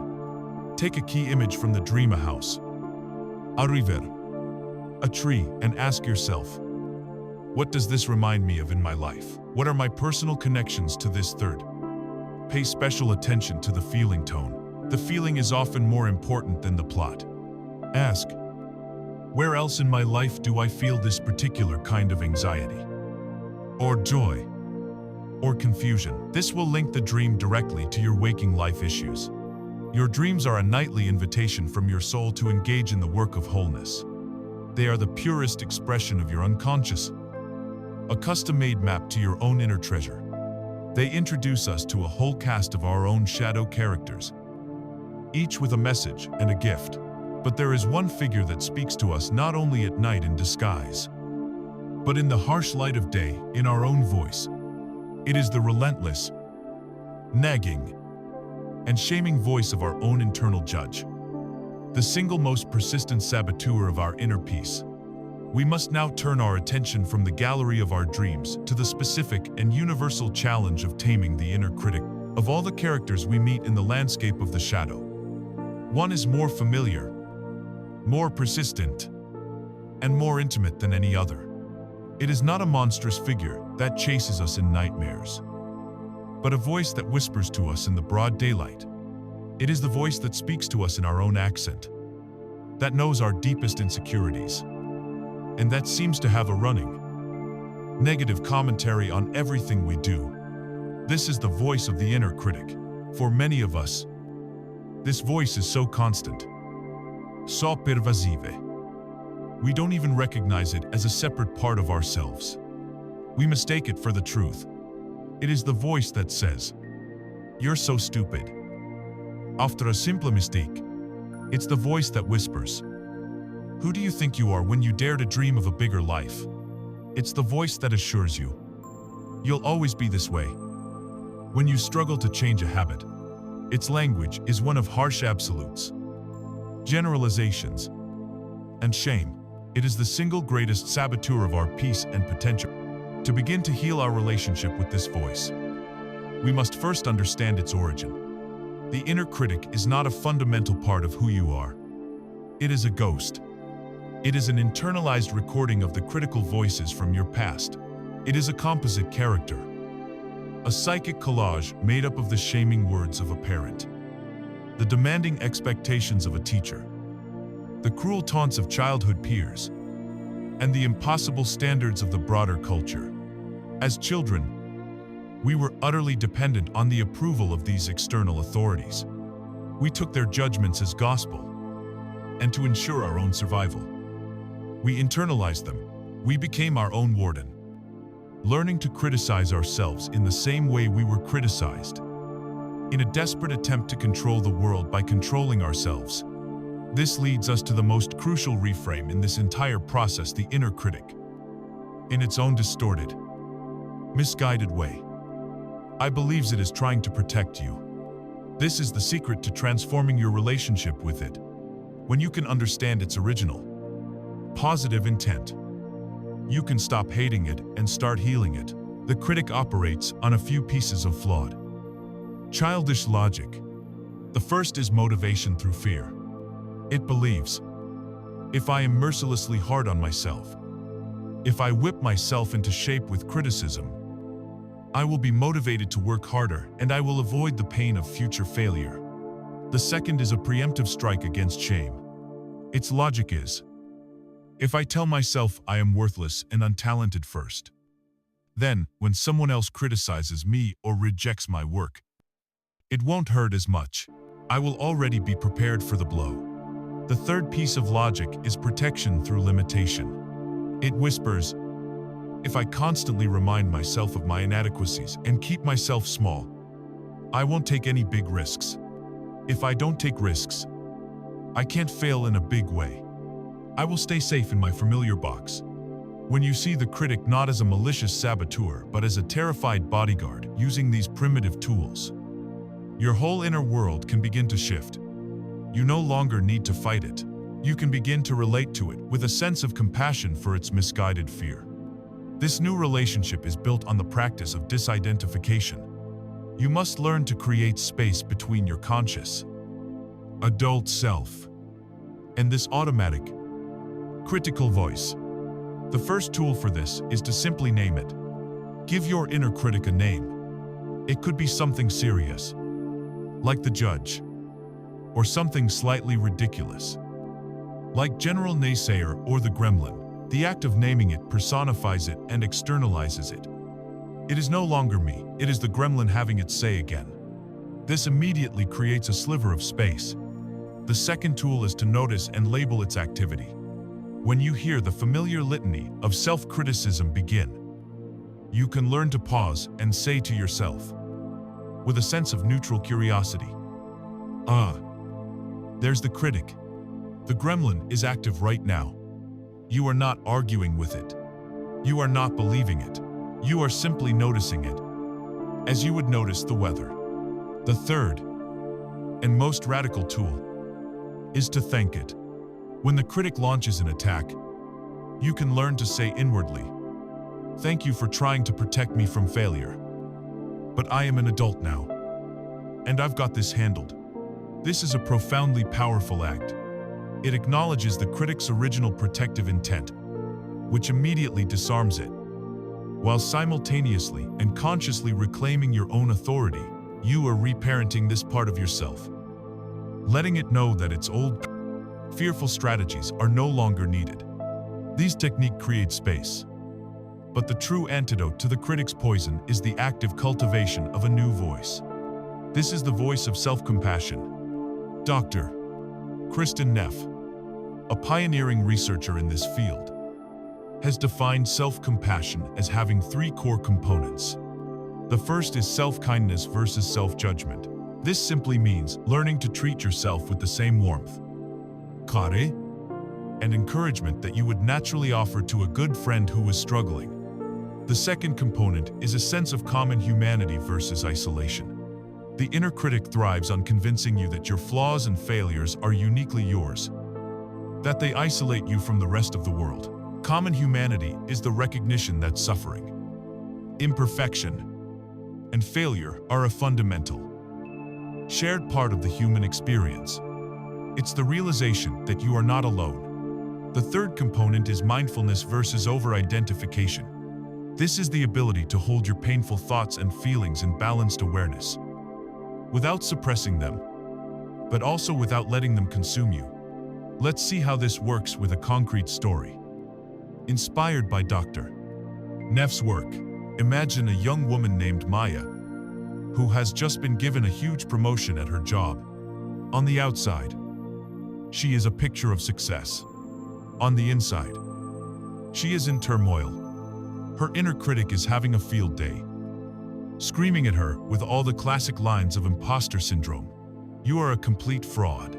You fooled them. It's only a matter of time before they find out you don't know what you're doing. Her old strategy was to either believe the critic and spiral into a state of paralyzing anxiety, or to try and argue with it, which was like pouring gasoline on a fire. But now, having learned the practice of self-compassion, she tries a new way. When the critic's attack begins, she pauses first, and she practices mindfulness. She acknowledges her pain without judgment. She says to herself, "Wow, this is really painful. I am feeling a tremendous amount of fear and inadequacy right now." She is simply naming the emotional weather. Second, she invokes a sense of common humanity. She reminds herself, this feeling is called imposter syndrome. It's incredibly common. Millions of capable people, especially when they step into a bigger role, feel this exact same way. This doesn't mean I'm a fraud, it means I'm human. In an instant, she moves from a feeling of shameful isolation to one of shared experience. Finally, and most powerfully, she offers herself self-kindness. She might place a hand over her heart, a gesture which can actually release oxytocin, the love hormone. And she says to herself, with genuine warmth, the kinds of things she would say to her best friend. This is so hard, and it's okay to feel scared. You have worked so incredibly hard to get here. You are smart and capable, and you will learn what you need to learn. You don't have to be perfect. What happens in this moment is a kind of inner alchemy. The inner critic does not necessarily vanish, but its venom is neutralized. It's like pouring cool water over a raging fire. The voice is met not with the fuel of belief, nor the friction of resistance, but with the soothing balm of warmth and acceptance. The critic, which is fundamentally a manifestation of fear, does not know what to do with love. It loses its power over time. As Maya continues this practice, the neural pathways of self-criticism begin to weaken, and the neural pathways of self-compassion begin to strengthen. Her inner landscape slowly transforms from a harsh battlefield into a place of refuge and encouragement. The voice of the ally becomes louder than the voice of the saboteur. Taming the inner critic is not about achieving a future state of permanent, blissful silence in your mind. It is about fundamentally changing your relationship to the voice of self-judgment. It's about recognizing that this critical part of your shadow was born of a desire to keep you safe, and then consciously choosing to parent that part with the compassion it never received. It's about cultivating a new voice, the voice of your own best friend, and allowing that voice to become the new default setting for your inner world. By befriending our inner critic, we perform a powerful act of transformation, turning a source of torment into a reminder of our need for self-love. This principle, of finding the hidden positive intent and the trapped energy in a negative trait, is not limited to just the critic. It is, in fact, the central secret to all effective shadow work. We must now broaden our focus from this one specific figure and learn to seek out the gold hidden in the darkness of all our most rejected qualities. We have learned to approach our inner world with a new sense of courage and compassion. We have begun to dialogue with the figures of our shadow and listen to the stories held in our bodies. We have even started to transform our relationship with our own inner critic, seeing its misguided attempts to protect us. This leads us to one of the most beautiful and transformative secrets of this entire journey, the principle of psychological alchemy. The ancient alchemists dreamed of a magical process that could turn worthless lead into pure, shining gold. While they pursued this in laboratories, the true alchemy has always been an inner process. It is the art of taking the most rejected, shameful, and difficult parts of ourselves, our psychological lead, and discovering the priceless gold hidden within them. This is the promise of shadow work. It is the understanding that your greatest strengths are often the flip side of what you perceive to be your greatest flaws. The core principle behind this alchemy is that the energy itself is neutral. There are no good or bad energies in the psyche, only energies that are expressed in either a conscious, integrated way or an unconscious, distorted way. Think of the energy of fire. In its shadow form, it is a destructive, out of control, wildfire that rages and consumes everything in its path. But when that same energy is contained, integrated, and used consciously, it becomes a hearth that provides warmth and light, a forge that creates tools, a flame that cooks our food. The energy is the same. The form of its expression is what matters. Our work is not to extinguish the fire of our shadow traits, but to build a hearth for them, to bring them out of the darkness and into the conscious service of our lives. Let us become psychological alchemists for a moment and examine some of the most common forms of lead we carry in our shadow bags. To discover the gold they contain, consider anger. In its shadow form, it is destructive rage, sullen resentment, biting sarcasm, and passive aggression. We are taught from childhood that anger is dangerous and unspiritual. But what is the pure energy? The fire within anger. The gold hidden in anger is your passion. It is your conviction. It is the raw power to set firm and unwavering boundaries. It is the life force that says, "No, this is not acceptable." It is the fuel for fighting for justice and protecting the innocent. A person who is completely cut off from their healthy anger is often a person who cannot protect themselves, who cannot say no, who cannot stand up for what they believe in. To integrate the shadow of anger is not to become an angry person. It is to reclaim your passion and your power. Consider fear. In its shadow expression, fear is crippling anxiety, phobia, paralysis, and constant worry. It keeps our lives small and suffocates our potential. But what is the gold within fear? The gold within fear is your intuition. It is your sensitivity to your environment. It is the gift of prudence, the ability to plan carefully and anticipate potential obstacles. Healthy fear keeps you from stepping out in front of a speeding bus. It encourages you to save money for an uncertain future. It guides you away from dangerous situations. A person who denies their fear becomes reckless and foolish. To integrate the shadow of fear is not to become a fearful person. It is to befriend your own inner warning system, to reclaim your intuition and your wisdom. Consider sadness. Our culture is deeply phobic of sadness. We see it as a sign of weakness or depression, something to be medicated or distracted away.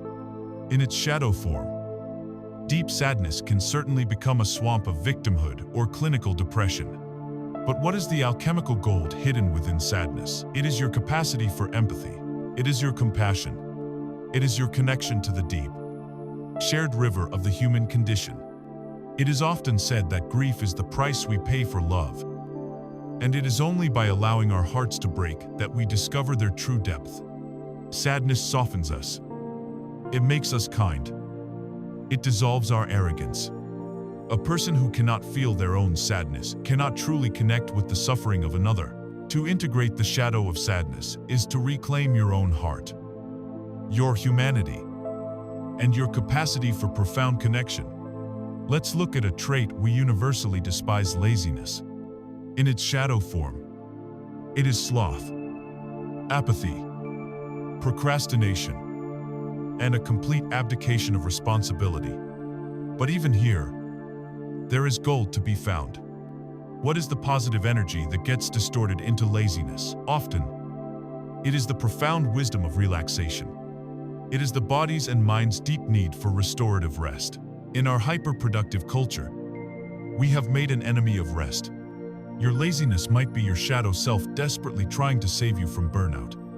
Furthermore, laziness is often the mother of efficiency. The lazy person will always look for the path of least resistance, the smartest and most direct way to accomplish a task without wasting energy. To integrate the shadow of laziness is not to become a slob, but to honor your need for rest and to reclaim your ability to work smarter, not just harder. Even a trait like selfishness contains a core of gold. In its shadow form, it is narcissism, exploitation, and a cold disregard for the needs of others. But what is its integrated form? It is the healthy and vital ability to know your own needs and to value them. It is the foundation of self-care. It is the capacity to put on your own oxygen mask first before trying to help others. It is the courage to ask for what you want, to pursue your own dreams, to live your own authentic life rather than the one prescribed for you by others. A person with no healthy selfishness becomes a martyr, a doormat, their life force slowly drained away by the unmet needs of their own soul. The author Debbie Ford, in her transformative audiobook, The Dark Side of the Light Chasers, champions this alchemical perspective. Let's tell a story in the spirit of her work. Imagine a woman named Karen, who has been told her whole life and has told herself that she is a control freak. Her entire life is a tense effort to manage every outcome. She micromanages her children's homework. She overprepares for every work meeting. She plans vacations with a minute-by-minute itinerary. Her family resents her for it. And she herself lives in a state of constant anxiety, terrified that if she lets go for even a second, everything will fall apart. Her controlling nature is her deepest shame. Through her shadow work, she is encouraged to stop trying to fix this part of herself and instead get curious about it. She asks the alchemical question, what is the positive energy? What is the gold that is being expressed through the lead of my control? As she reflects, she has a breakthrough. She realizes that the core energy behind her need to control is a powerful, visionary ability to see a desired outcome, and an incredible, innate talent for organization and strategic planning. She can see a finished puzzle from a pile of scattered pieces. The problem is that this powerful visionary energy has been fueled by fear and directed at things she cannot and should not control, like other people. This insight changes everything. She decides to give this energy a new, conscious job. Karen has always been passionate about gardening and community. She starts a small project to turn a neglected neighborhood lot into a beautiful community garden. Suddenly, her controlling energy has a healthy outlet. Her ability to visualize the finished garden becomes her vision. Her obsessive need to plan becomes her gift for strategy, organizing volunteers, sourcing materials, planning the planting seasons. Her tendency to micromanage becomes her talent for leadership, ensuring every detail is handled and everyone on the team feels supported and clear on their role. The very same energy that created tension in her family now creates beauty and connection in her community. She is no longer a control freak. She has become a visionary leader. She has transmuted her lead into gold. You can begin this alchemical process right now. Take a moment to identify a quality in yourself that you dislike or feel shame about. Write it down. Now, sit with it. Look beneath the negative label. Ask yourself, with genuine curiosity, what is the pure, neutral energy behind this trait? If this energy were expressed in a healthy, conscious, and fearless way, what would it look like? What is the gift it holds for you? The answers will be the blueprint for your own transformation. This is the great secret of the shadow. It is not a wasteland to be feared, but a treasure house to be explored. Wholeness does not come from amputating the parts of ourselves we dislike, but from having the courage to mine them for their hidden riches. This alchemical process of finding the gold in the lead applies to all of our personal traits and qualities. But the human psyche is not just a random collection of personal characteristics. It is structured by deep, ancient, and universal patterns of energy that Jung called archetypes. To go deeper on our journey to wholeness, we must now explore two of the most fundamental, powerful, and often misunderstood archetypal energies that exist in the shadows of men and women, the anima and the animus. As we journey deeper into the landscape of the psyche, we begin to move beyond the purely personal aspects of our shadow, our own disowned anger, our own particular fears, and we encounter a new and more profound layer. This is the realm of the archetypes, the universal, primordial patterns of human experience that live within the collective unconscious of all humanity. Carl Jung discovered that our shadow is not just personal, it is also archetypal. And two of the most powerful and influential archetypes that reside in the shadow are the ones that represent our other half, the contrasexual soul image that lives within us. For a man, this is the anima, his inner feminine. For a woman, this is the animus, her inner masculine. To do the work of integrating these figures is to move from basic self-improvement to the sacred work of becoming a whole and complete individual. Let us first speak of the anima, the unconscious feminine soul figure within the male psyche. Every man has an inner woman within him. This is not about sexuality or gender identity. It is an archetypal truth. The anima carries all the qualities that have been traditionally and archetypally associated with the feminine principle: the capacity for deep relatedness and intimacy, a connection to the world of emotion and intuition, a receptivity to nature and art, and a bridge to the mysteries of the soul. In a culture that often teaches boys to be tough, to suppress their feelings, and to value logic over intuition, the anima is almost always relegated to the shadow. When a man's anima is unintegrated and unconscious, it possesses him from behind the scenes.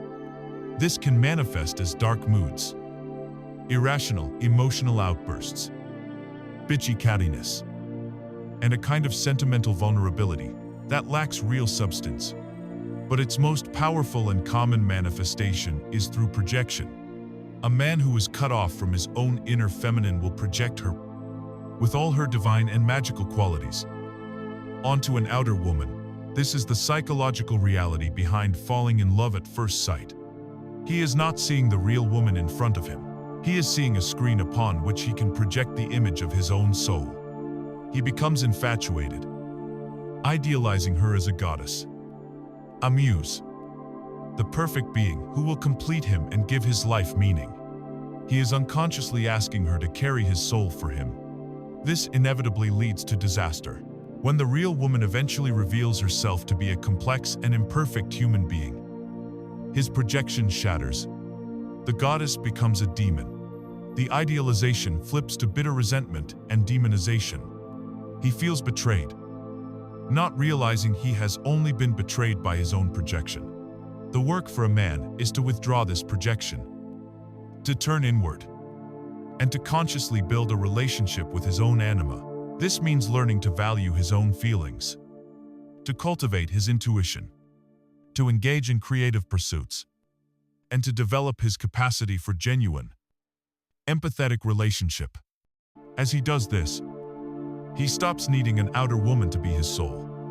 He can now see women for who they truly are, as individual human beings, and relate to them on that basis.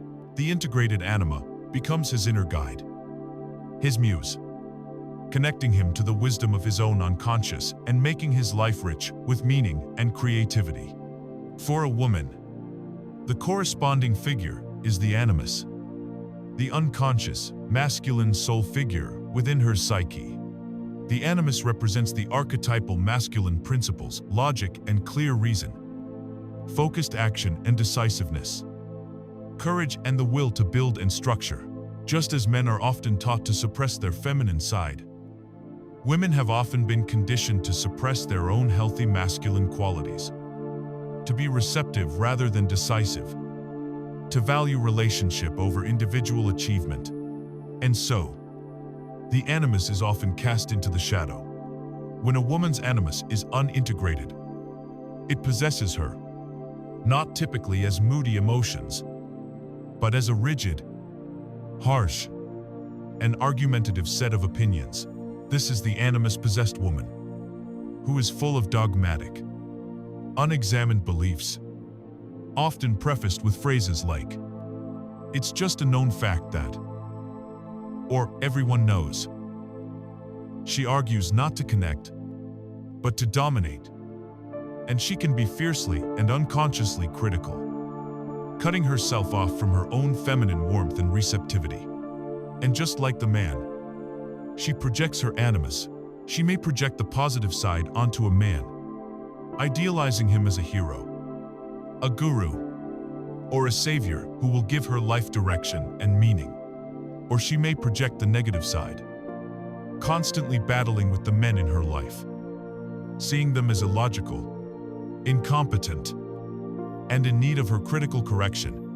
The inner work for a woman is to withdraw these projections and build a conscious relationship with her own inner masculine. This means learning to trust her own thinking, to develop her own ideas and opinions based on her own research and experience, not on inherited beliefs.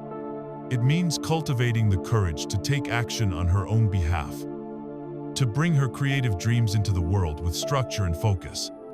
As she integrates her animus, she no longer needs a man to be her hero or her sparring partner. Her integrated animus becomes her source of inner clarity, courage, and discernment. It allows her to stand firmly in the world, a powerful and effective agent of her own destiny, without sacrificing her feminine essence. The Jungian analyst John A. Sanford, in his book The Invisible Partners, brilliantly describes how these unconscious projections shape our relationships.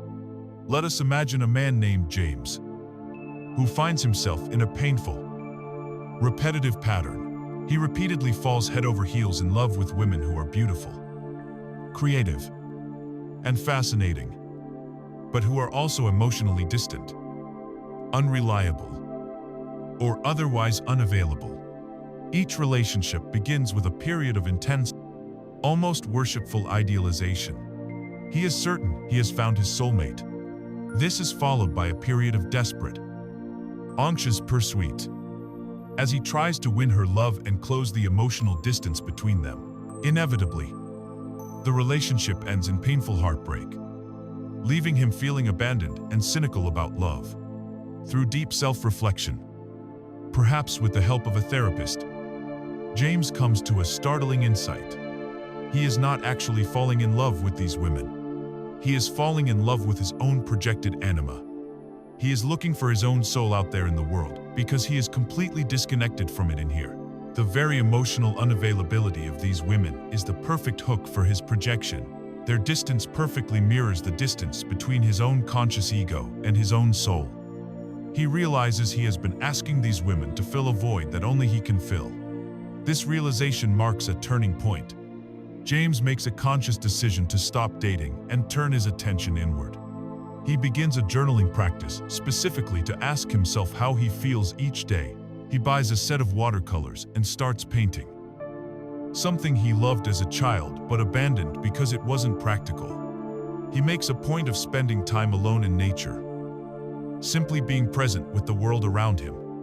He is not doing these things to attract a woman. He is doing them to build a relationship with his own anima, to become his own soulmate. After many months of this dedicated inner work, he feels a sense of wholeness and emotional self-sufficiency he has never known. The desperate, needy ache inside him has subsided. When he eventually feels ready to date again, he notices something remarkable. He is no longer magnetically drawn to the same type of distant, elusive woman. Instead, he finds himself attracted to women who are warm, grounded, and emotionally present because he is now warm, grounded, and emotionally present to himself. He is finally able to have a relationship with a real human being because he is no longer unconsciously demanding that she be his soul. This inner work of integrating the anima and animus is the key to true psychological maturity, and it is the foundation for healthy, conscious relationships. When two people come together who have both undertaken this journey, the dynamic is transformed. They are not two half-people, each projecting their missing part onto the other and expecting their partner to complete them. They are two whole individuals, each in relationship with their own inner opposite, who can now meet in a state of freedom and mutual respect. Their bond is not based on need, but on choice. Integrating these deep archetypal shadows of the inner man and inner woman is a monumental step toward personal wholeness. It is the sacred marriage that must take place within our own souls. The most immediate and dramatic arena where this newfound wholeness plays out, where its effects are most clearly seen, is in our most intimate bonds.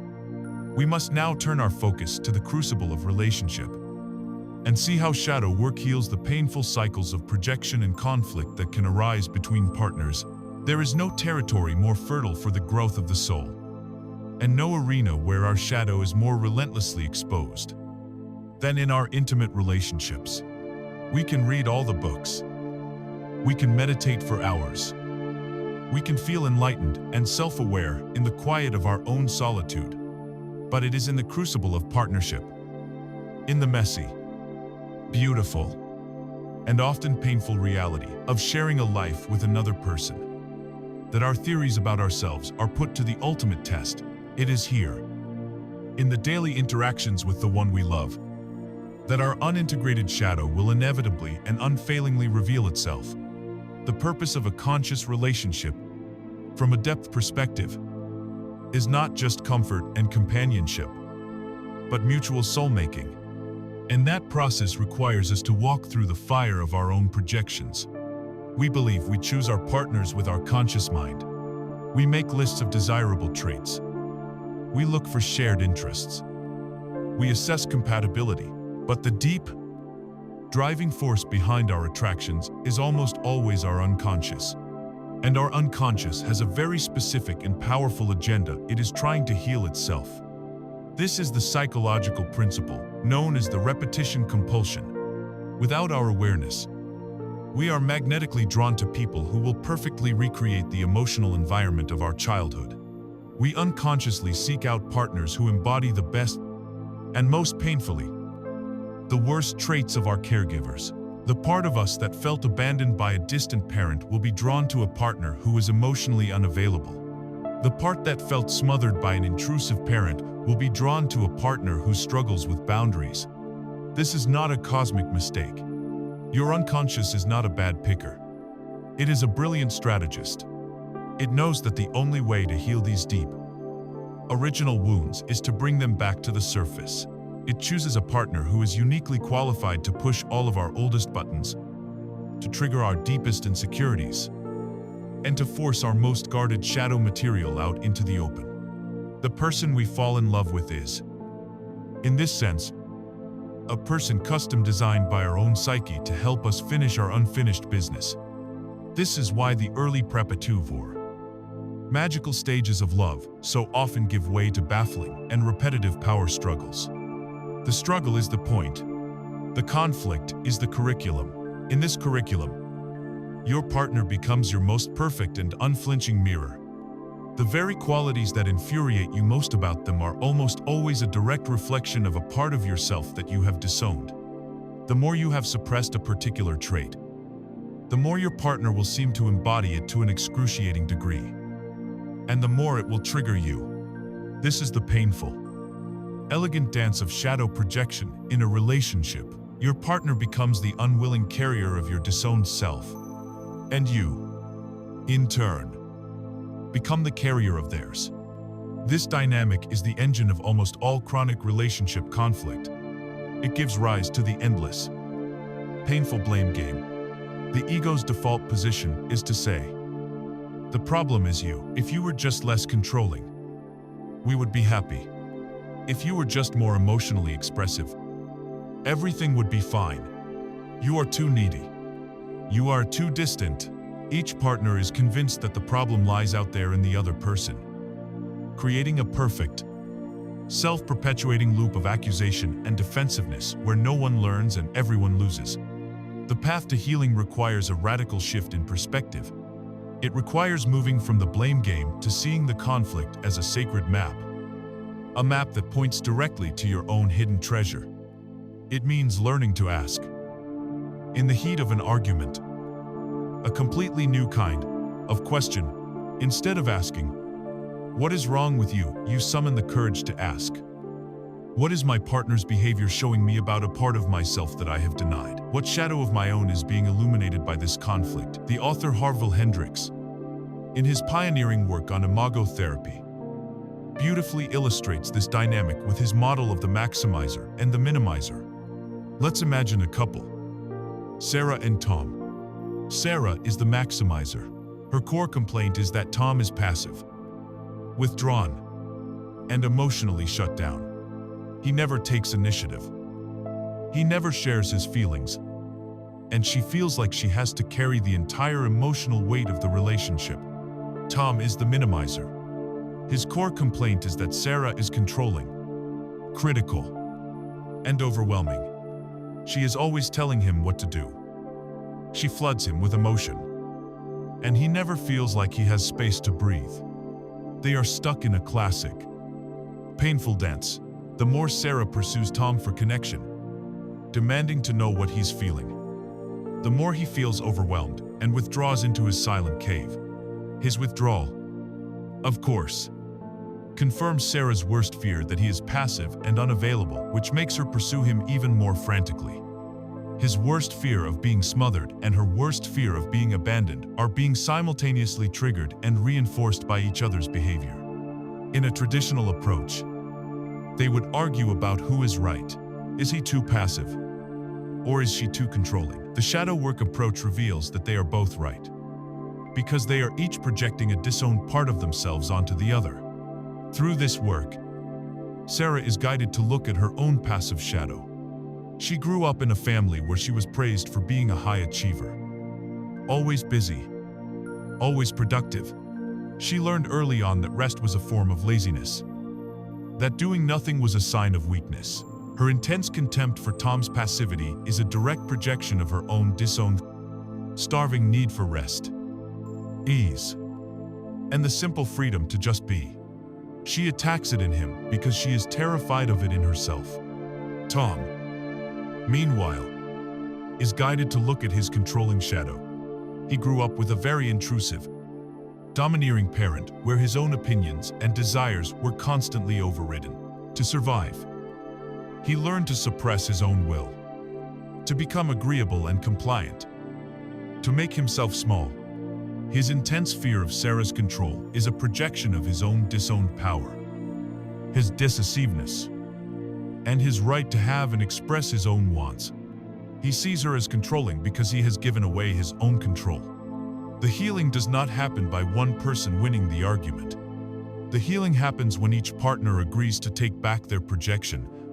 The work becomes individual. Sarah is encouraged to consciously integrate her own passivity.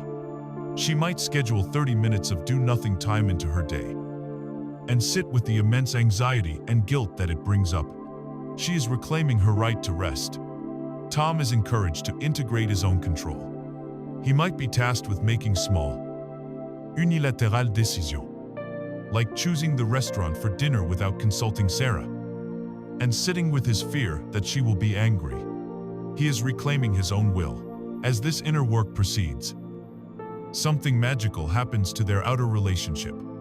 As Sarah becomes more comfortable with her own need for rest, she has less of a desperate need to see and attack laziness in Tom. She softens. As Tom gets more in touch with his own decisiveness and power, he is less threatened by Sarah's energy and input. He becomes more present and engaged. The painful cycle is broken, not because either of them successfully changed the other, but because they both had the courage to change themselves. They stopped using each other as a screen for their projections and began to see the real person standing before them. This is the sacred potential of every relationship conflict. It is an invitation to wholeness. The next time you find yourself in a disagreement with your partner, and you feel that familiar urge to launch into a litany of "you always" or "you never," try to perform this sacred pause. Stop. Take a breath. Look at the accusation you are about to make, and then ask yourself, with as much honesty as you can muster, what part of me does this behavior represent? Where am I also like this? In a way I have not been willing to see. In doing so, you are not letting your partner off the hook. You are taking yourself off the hook of endless, pointless conflict and stepping onto the path of real transformation. By learning to use our relationships as a map to our own shadows, we convert them from battlegrounds into healing grounds. The purpose of conflict is no longer to determine who is right, but to reveal to each partner the parts of themselves that are asking to be brought into the light. This process inevitably forces us to come face to face with our deepest pains, the original wounds from which our shadows were first formed. But what if these wounds are not just historical problems to be solved? What if your core wound is not a flaw to be erased, but a doorway to be entered? We must now explore the profound and liberating idea of the sacred wound, the very place where your deepest pain reveals your greatest purpose. We have journeyed into the dark, exploring the formation of our shadow, the sting of our projections, and the frustrating dance of self-sabotage. We have learned to listen to the messages of our bodies and our dreams. This entire process is one of healing, of mending the splits within our own psyche. But now, we must ask a more profound question. What if the goal is not simply to fix what is broken? What if the most painful, most fractured part of us, the very wound around which our entire personality has been organized, is not a problem to be solved, but a sacred doorway to our deepest purpose? The 13th century poet Rumi once wrote, "The wound is the place where the light enters you." This is not just beautiful poetry. It is a map to the heart of the soul's journey. Every one of us has a core wound. It is the deepest, most formative pain of our early life. It might be the wound of abandonment, of betrayal, of not being seen, of not being safe, of feeling fundamentally not good enough. This primary wound acts like a powerful lens. It colors everything we see. It shapes our fears. It dictates the content of our shadow. And it choreographs the repetitive patterns of our suffering. For most of our lives, we see this wound as our greatest liability. We try to deny it, to hide it, to compensate for it, to medicate it away. We are ashamed of our brokenness. The great spiritual traditions, however, suggest a radical alternative, that this core wound is not our shame, but our unique signature. It is, in fact, our sacred wound. It is sacred because it is the very thing that sensitizes us to the world in a unique way. It is the chisel that carves out a specific space within us, a space that only we can fill. Your wound determines your genius. A child who grows up in the wound of chaos and unpredictability may develop a hypervigilant nervous system. In its unintegrated form, this leads to a life of chronic anxiety. But when that same person does their inner work, that hypervigilance is transformed into an extraordinary gift of intuition, an uncanny ability to read the energetic shifts in a room and to perceive what is left unsaid. A person wounded by a deep sense of not belonging, of being an outsider, may develop a profound capacity for detached observation. This is the wound that creates the great artist, writer, or social critic, the one who can see the patterns in the culture that those inside it cannot. A person wounded by a profound injustice may have that pain transmuted into a fire, lifelong passion for advocacy, for fighting for those who have no voice. The wound is the irritant that creates the pearl. Without it, there is no gift. This brings us to the powerful archetype of the wounded healer. In indigenous cultures, the person who becomes the shaman, the medicine person, the healer of the tribe, is almost never the strongest or most perfect member. It is almost always the one who has been struck by a terrible illness, who has journeyed to the brink of death and back, who has been shattered and has had to learn to put themselves back together. Their authority to heal comes not from their invulnerability, but from their intimate and experiential knowledge of the territory of suffering. Their own wound becomes their qualification. We see this archetype everywhere. The recovering alcoholic becomes the most effective addiction counselor because they know the landscape of addiction from the inside out. Their empathy is not theoretical. It is forged in the fires of their own hell. The parent who has lost a child and then creates a foundation to support other grieving families is turning their deepest pain into medicine for the world. They are living the truth of the wounded healer. Perhaps the most powerful illustration of this principle is the ancient Greek myth of Chiron. Chiron was a centaur, but unlike the other wild and brutish centaurs, he was known for his immense wisdom, kindness, and skill. He was the great teacher of the ancient world, the tutor of heroes like Achilles, Jason, and Hercules. He was a master of medicine, music, and prophecy. One day, by a tragic accident, Chiron was struck in the leg by an arrow that had been dipped in the incurable poison of the Hydra. Because Chiron was an immortal god, he could not die. But the poison was so potent that the wound would not heal. He was, therefore, doomed to live in eternal, agonizing, and incurable pain. This is the archetypal sacred wound. And what did Chiron do? His own unbearable suffering drove him on a relentless quest to find a cure. In his desperate search for his own healing, he learned everything there was to know about pain, about compassion, about medicine, and about the limits of mortality. He could not heal his own wound. But in the process of trying, he became the greatest healer the world had ever known, able to soothe and cure countless others. His greatest gift to the world was a direct result of his greatest personal pain. His wound was sacred. This myth invites us to look at our own lives through a completely different lens. It asks us to make a fundamental shift in the questions we ask about our suffering. For most of our lives, we are trapped in the victim's question. The question of the ego: why did this happen to me? Why am I so broken? What is wrong with me? This line of questioning leads only to powerlessness, shame, and a story of being flawed. The sacred wound invites us to ask the question of the soul, the question of the wounded healer. Given that this happened, what does this now enable me to do? What unique sensitivity has this pain carved into me? What empathy does this give me for others who suffer in a similar way? How can this wound be of service? This shift in questioning is the beginning of all true purpose. It is the moment we stop being a problem to be solved and start being a gift to be given. There is a beautiful Japanese art form called kintsugi. When a piece of pottery is broken, it is not thrown away. Instead, the pieces are carefully reassembled, and the cracks are mended with a lacquer mixed with powdered gold, silver, or platinum. The philosophy behind this art is that the object is more beautiful for having been broken. The cracks are not seen as imperfections to be hidden, but as an integral part of the object's history, to be illuminated in gold. The breakage and repair are part of what makes the object precious and unique. Embracing your sacred wound is the art of practicing kintsugi on your own soul. You stop trying to hide the cracks.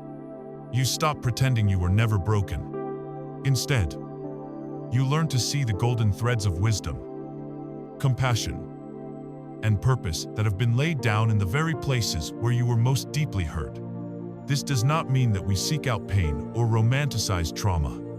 The pain was real. The trauma was damaging. But it does mean that we can choose what we do with it now.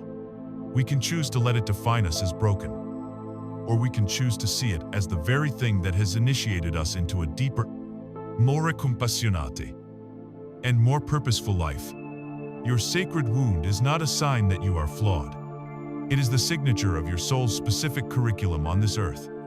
It is the mark of what you came here to learn. And ultimately, what you came here to teach. To see our deepest pain not as a curse but as a calling is the ultimate reframe, the final turn of the alchemical key. But how do we live this? How do we stop fighting the reality of our own history? Our own wounds, our own shadows. It requires a practice, a conscious and daily choice to cease the war with what is. It requires the profound and liberating practice of radical acceptance. We have journeyed to the very heart of our pain and discovered that it can be a sacred wound, a source of purpose and light. But this profound realization can feel distant and abstract if we remain locked in our oldest and most exhausting habit, the habit of fighting with reality. Every day, in 1,000 subtle and not so subtle ways, we are at war with what is. We argue with the traffic. We resent the weather. We fight with our own past, saying that shouldn't have happened. And most intimately, we fight with ourselves. I shouldn't be feeling this angry. I shouldn't be this anxious. I shouldn't have this flaw. This constant state of non-acceptance, this inner resistance, is the primary source of our psychological suffering. It is the friction that creates the heat of our anxiety. And it is the fuel that gives our shadow its terrifying power. To heal, we must learn to lay down our arms. This is the practice of radical acceptance. This concept, rooted in Buddhist psychology and brought to Western audiences by brilliant teachers like Tara Brach, is perhaps the most direct and powerful path to inner freedom. Radical acceptance is the simple, yet profound, act of clearly seeing and acknowledging what is true in this moment, without judgment and without resistance.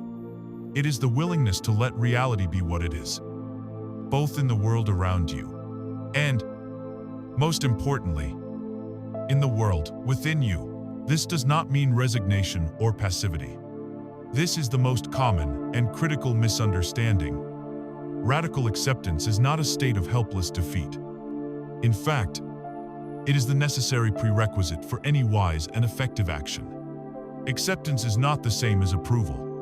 You can radically accept that you feel intense rage towards someone without approving of the feeling or condoning any harmful action. You can radically accept that a traumatic event happened in your past without ever condoning the actions of those who harmed you. The point is this: you cannot change what you refuse to first acknowledge. You cannot find your way out of a forest if you are still arguing with the fact that you are in a forest. Acceptance is what allows you to see the map clearly. As long as you are screaming, "I shouldn't be in this forest," you are blind and lost. The moment you can say, with a calm and clear acceptance, "Okay, I am in a forest. This is what is true right now," you can finally begin to look for a path out. For many of us, this war with reality is driven by what Tara Brach calls the trance of unworthiness. This is the deep, pervasive, often unconscious belief that there is something fundamentally wrong with us.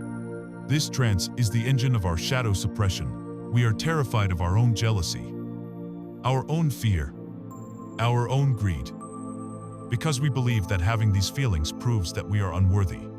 We think, if I were a better, more spiritual person, I wouldn't feel this way. And so, we fight the feeling. We deny it. We push it away, which only deepens the trance of unworthiness and strengthens the shadow. Radical acceptance is the practice of waking up from this trance. It is the willingness to feel what we feel and to be who we are, and to discover that we are still worthy of love. To make this a practical reality, we can use a beautiful and powerful meditative practice known as RAIN, an acronym developed by the meditation teacher Michelle McDonald and popularized by Tara Brach. RAIN is a step-by-step guide for meeting a difficult shadow emotion with radical acceptance and compassion. The R stands for recognize. This is the simple act of mindfulness, of noticing what is happening inside you. When a wave of envy washes over you, you simply pause and say, "Ah, envy is here." You are not judging it. You are not identifying with it. You are simply recognizing its presence. The A stands for allow. This is the heart of radical acceptance. You consciously give the feeling permission to be there. You let go of the inner struggle. You can say to yourself, "I'll let this be," or "This belongs." You are making space for the feeling, rather than trying to push it out. It's like unclenching a fist you didn't even realize you were holding. The I stands for investigate. This is not a mental analysis, but a gentle, embodied curiosity. You bring your attention to the feeling and ask, with kindness, "What does this feel like in my body? Where is it located? Is it hot or cold? Tight or spacious? What does this feeling want from me? What does it believe about me?" This is a way of getting to know the shadow part, of listening to its story with an open heart. And finally, the N stands for nurture. This is the active application of self-compassion. After recognizing, allowing, and investigating the wounded part of you, you ask, "What does this hurting part of me most need right now?" And then you offer it to yourself. It might be a simple mental whisper of "I'm sorry, this is so painful," or "It's okay, I'm here with you." It might be the physical gesture of placing a hand on your heart. You are actively giving yourself the kindness and care that this wounded part likely never received when the wound was first formed. Let us imagine a woman named Helen, who has been tormented for years by a powerful social anxiety. In the past, her approach was one of warfare. The moment she felt the familiar knot of anxiety rising in her chest before a party, and she would attack it. She would tell herself, "Don't be ridiculous. Get over it." Or she would try to distract herself. Or she would simply start drinking to numb the feeling. All of this, of course, just made the anxiety worse, creating a secondary panic about the anxiety itself. One day, she decides to try the way of radical acceptance. As she is driving to a party, she feels the familiar wave of anxiety begin. Her heart speeds up. Her palms get sweaty. But this time, instead of fighting, she begins the practice of rain. First, she recognizes, "Okay, this is anxiety. It's here." Second, she allows. She takes a breath and says to the feeling, "You can be here. I'm not going to fight you." She feels a tiny bit of space open up inside. Third, she investigates. She brings her attention to the feeling with curiosity. It feels like a cold, tight knot in my chest. It's whispering that everyone is going to judge me, that I won't have anything to say, that I don't belong. Fourth, she nurtures. She places a hand on her heart, right over the tightness, and offers kindness.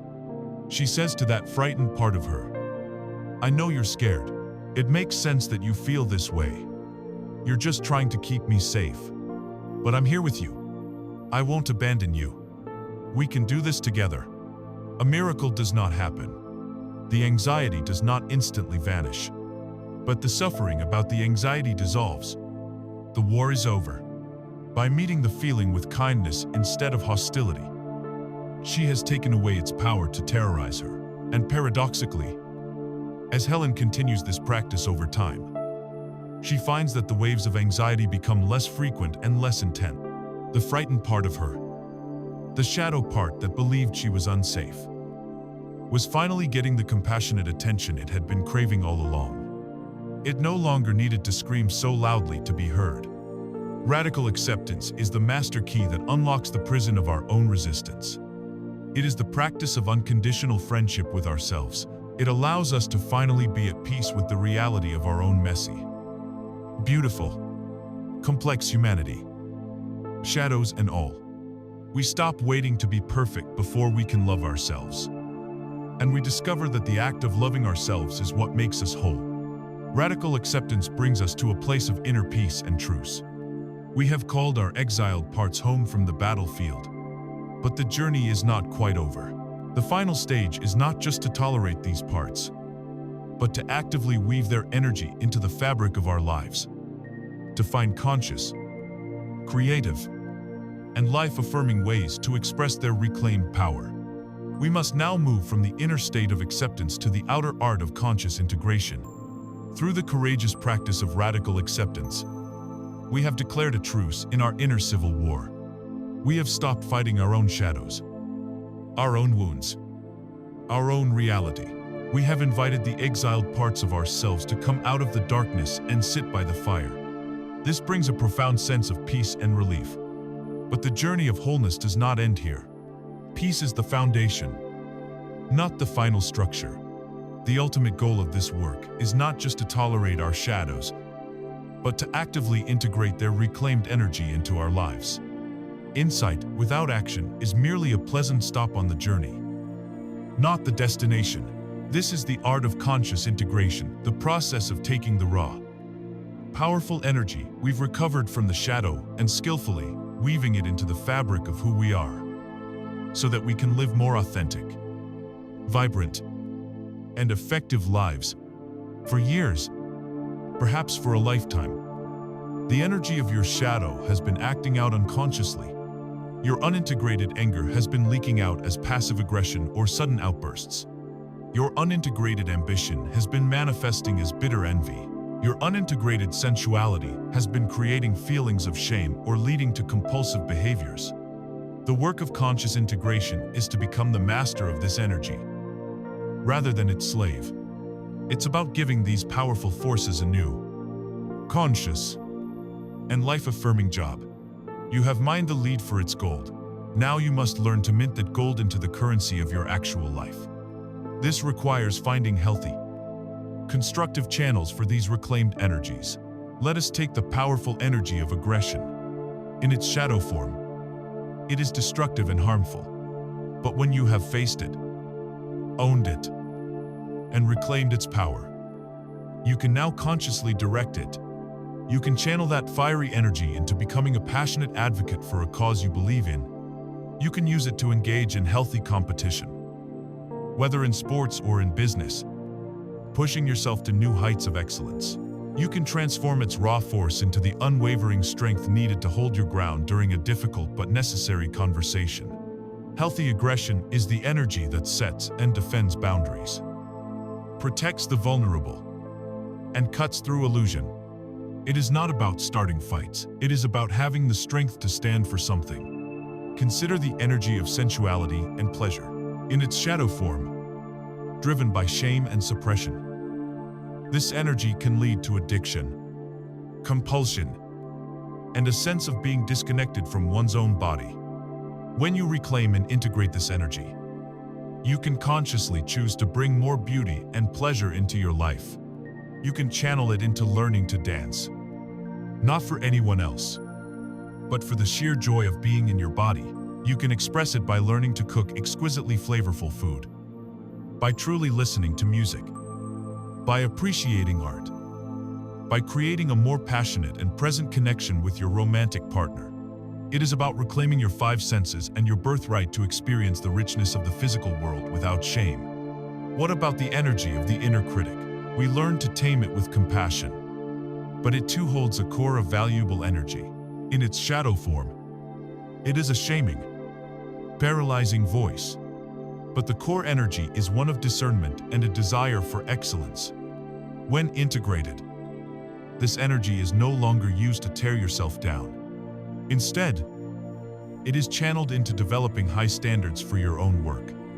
It becomes the keen eye of the craftsman, the editor, the artist, who can look at their own creation and see how to make it better.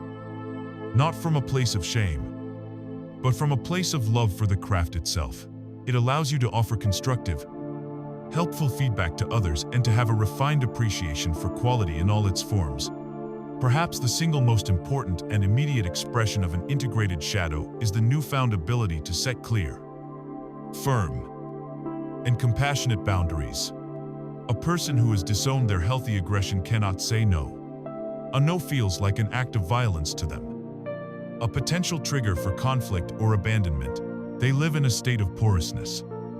Their energy constantly drained by the demands and expectations of others. When you integrate the shadow, you reclaim your no. You understand that saying no to a request is not a rejection of the person. It is a powerful statement of yes to your own well-being, your own priorities, your own limits. A clean, kind, and unapologetic no is one of the most spiritual and self-honoring acts a person can perform. It is the real-world proof that you have integrated your own self-worth. Let us return to the story of David, the kind, conflict-avoidant man from our section on dreams. He had the nightmare of being chased by the aggressive biker and realized, through dream work, that the biker was his own disowned power and healthy aggression. He had the insight. Now, he must practice conscious integration. The wrong path, the path of acting out the shadow, would be for David to suddenly become a rude, aggressive yerk. He might buy a leather jacket, start picking fights in bars, and treat people with contempt. This isn't integration. This is simply being possessed by the shadow in a new way. The right path, the path of conscious integration, is far more nuanced and powerful. David takes the energy of the biker, its solidity, its confidence, its unapologetic presence, and channels it into his life. He walks into his boss's office, not with anger, but with a new sense of grounded self-worth. He calmly and firmly lays out the detailed case for why he deserves a promotion he has been denied for years. He doesn't threaten, he simply states his value with unshakable confidence.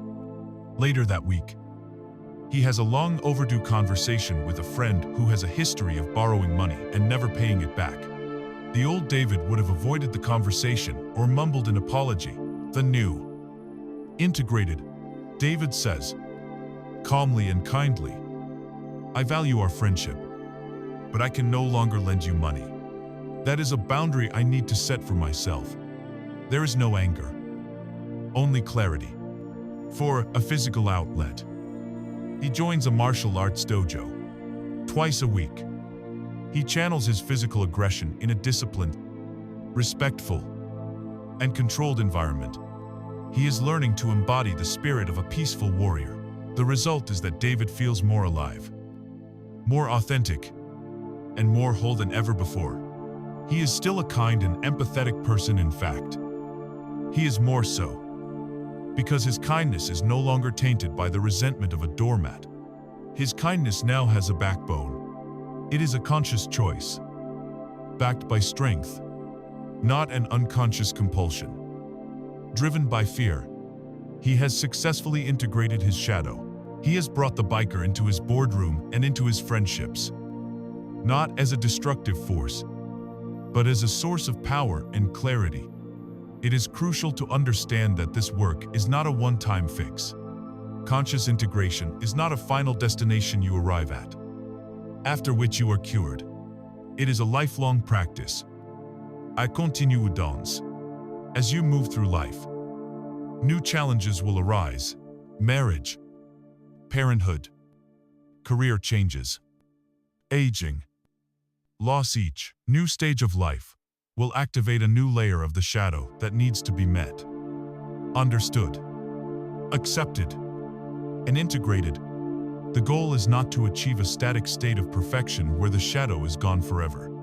The goal is to become so skilled at the dance of self-awareness and integration that when a new shadow part emerges, you can meet it with grace, curiosity, and confidence. Rather than fear, you are building a lifelong capacity for resilience, not a one-time immunity to problems.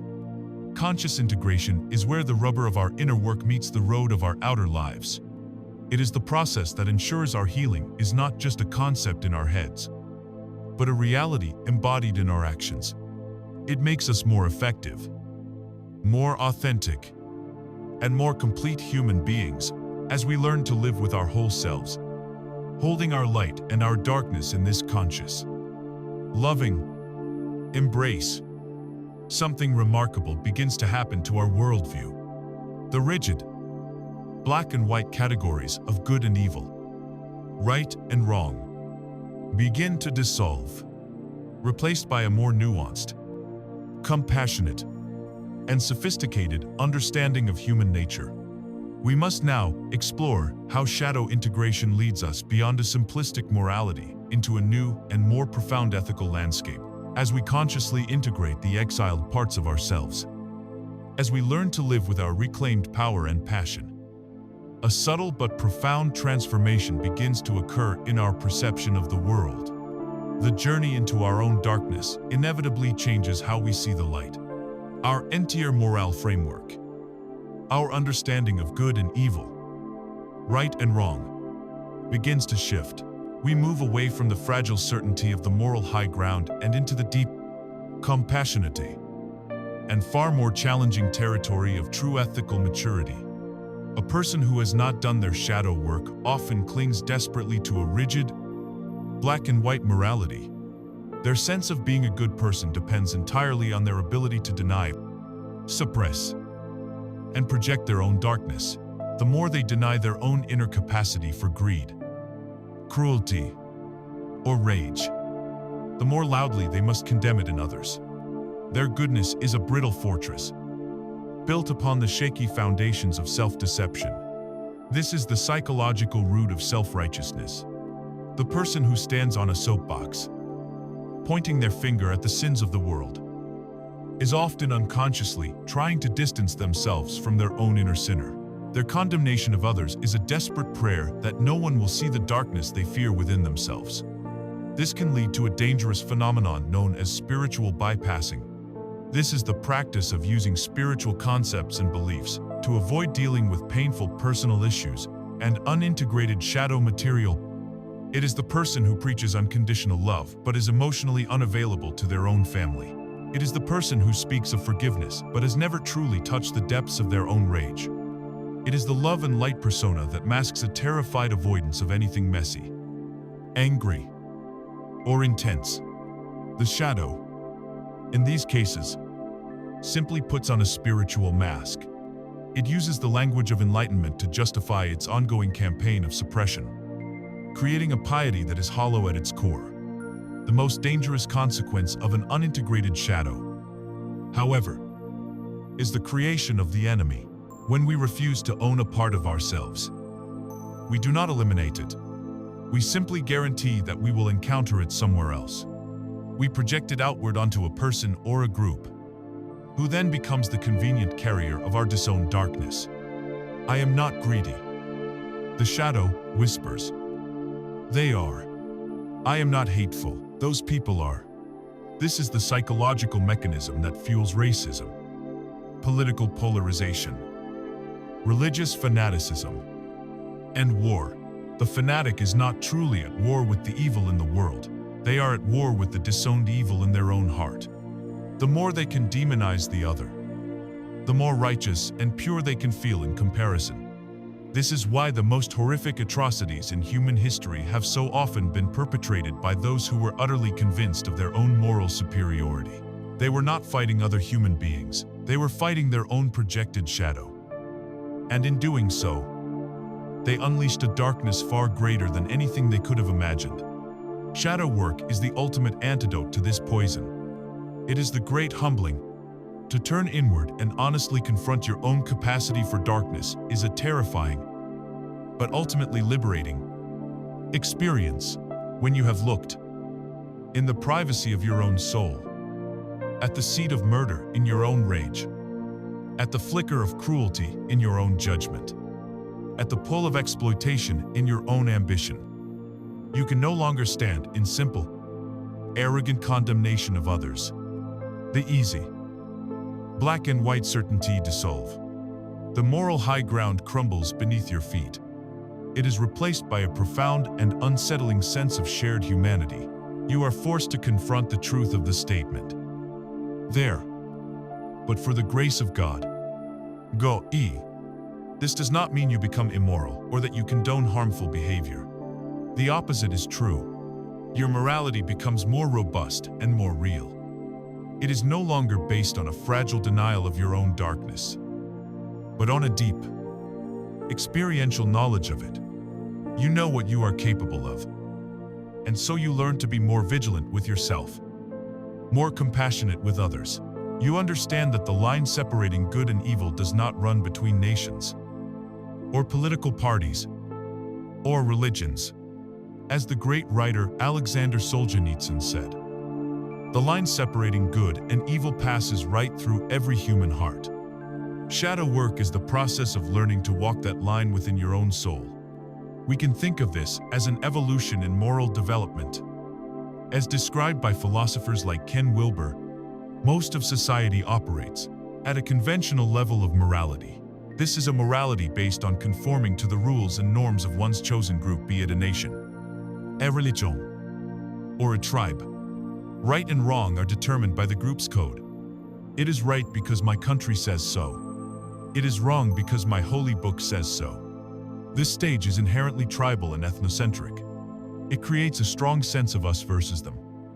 And the group's collective shadow is inevitably projected onto those outside the group. Shadow work is the key that unlocks the next stage of post-conventional or world-centric morality. This is a profound leap. A person at this stage no longer derives their ethical code solely from their group. Instead, they operate from a set of universal principles like justice, compassion, and care that they apply to all human beings, regardless of their tribe. This leap is impossible without significant shadow work, because to become world-centric, you must first withdraw your shadow projections. You have to stop seeing the other group as the repository of all evil. You have to own that the same darkness you see in them exists as a potential within you and your own group. This is what dissolves the us versus them mentality and allows for a genuine we-o. This evolution also marks a shift from a rule-based morality to a wisdom-based morality. A rule-based morality is rigid. It says, this is always wrong, without regard for context or complexity. A wisdom-based morality, born of deep self-knowledge, is flexible and compassionate. It understands that people are complex, that motivations are hidden, that pain often drives destructive behavior. It asks not simply, what rule was broken, but rather, what is the most compassionate and wise response in this particular complex situation? It can hold nuance. It can feel empathy for both the victim and, in a different way, for the perpetrator, recognizing the woundedness that almost certainly led to the harmful act.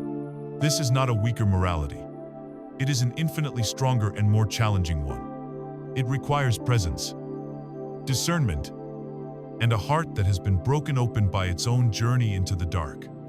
By doing our shadow work, we are no longer tourists in the land of morality, simply following the local customs. We become seasoned inhabitants. We learn the territory of the human heart, its soaring peaks and its darkest chasms. Because we have explored them within ourselves, we lose our easy answers, our cheap righteousness, our need to have an enemy. And what we gain is something far more precious: humility, compassion, and a deep and abiding sense of connection to the whole. Messy, tragic, and beautiful human family, this evolution in personal morality, from a rigid certainty to a compassionate humility, inevitably changes how we view the world at large. We begin to see that just as individuals have a shadow filled with denied and projected parts, so too do entire groups, corporations, nations, and cultures. We begin to see the frightening and powerful ways that these collective shadows shape our history and our headlines. We must now expand our focus from the personal to the collective and explore the vast and often terrifying landscape of the collective shadow. As we become more adept at recognizing our own personal shadow, a new and unsettling vista begins to open up before us. We start to notice that this dynamic of suppression and projection does not just operate within individuals, it operates within entire groups. Families have shadows, the family secrets, the black sheep who carries the disowned qualities of the whole system. Corporations have shadows, the gap between their glossy mission statement and the reality of their labor practices or environmental impact. And most powerfully, entire nations and cultures have a collective shadow. This is the shadow writ large, the shared darkness of a people. And its unconscious projections are responsible for the most tragic and devastating chapters of human history. Just as an individual ego creates a persona, a good version of itself to present to the world, a nation creates a collective persona, a national identity.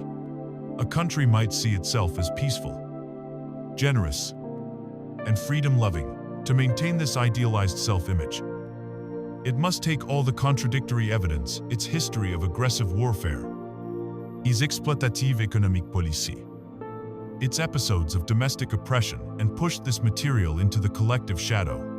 But this repressed energy does not disappear. It must be projected outward. The nation projects its own disowned aggression, greed, and desire for domination onto a scapegoat. This scapegoat becomes the enemy, the evil empire, the axis of evil. This other nation is then seen as the sole possessor of all the negative qualities that our own nation refuses to acknowledge in itself.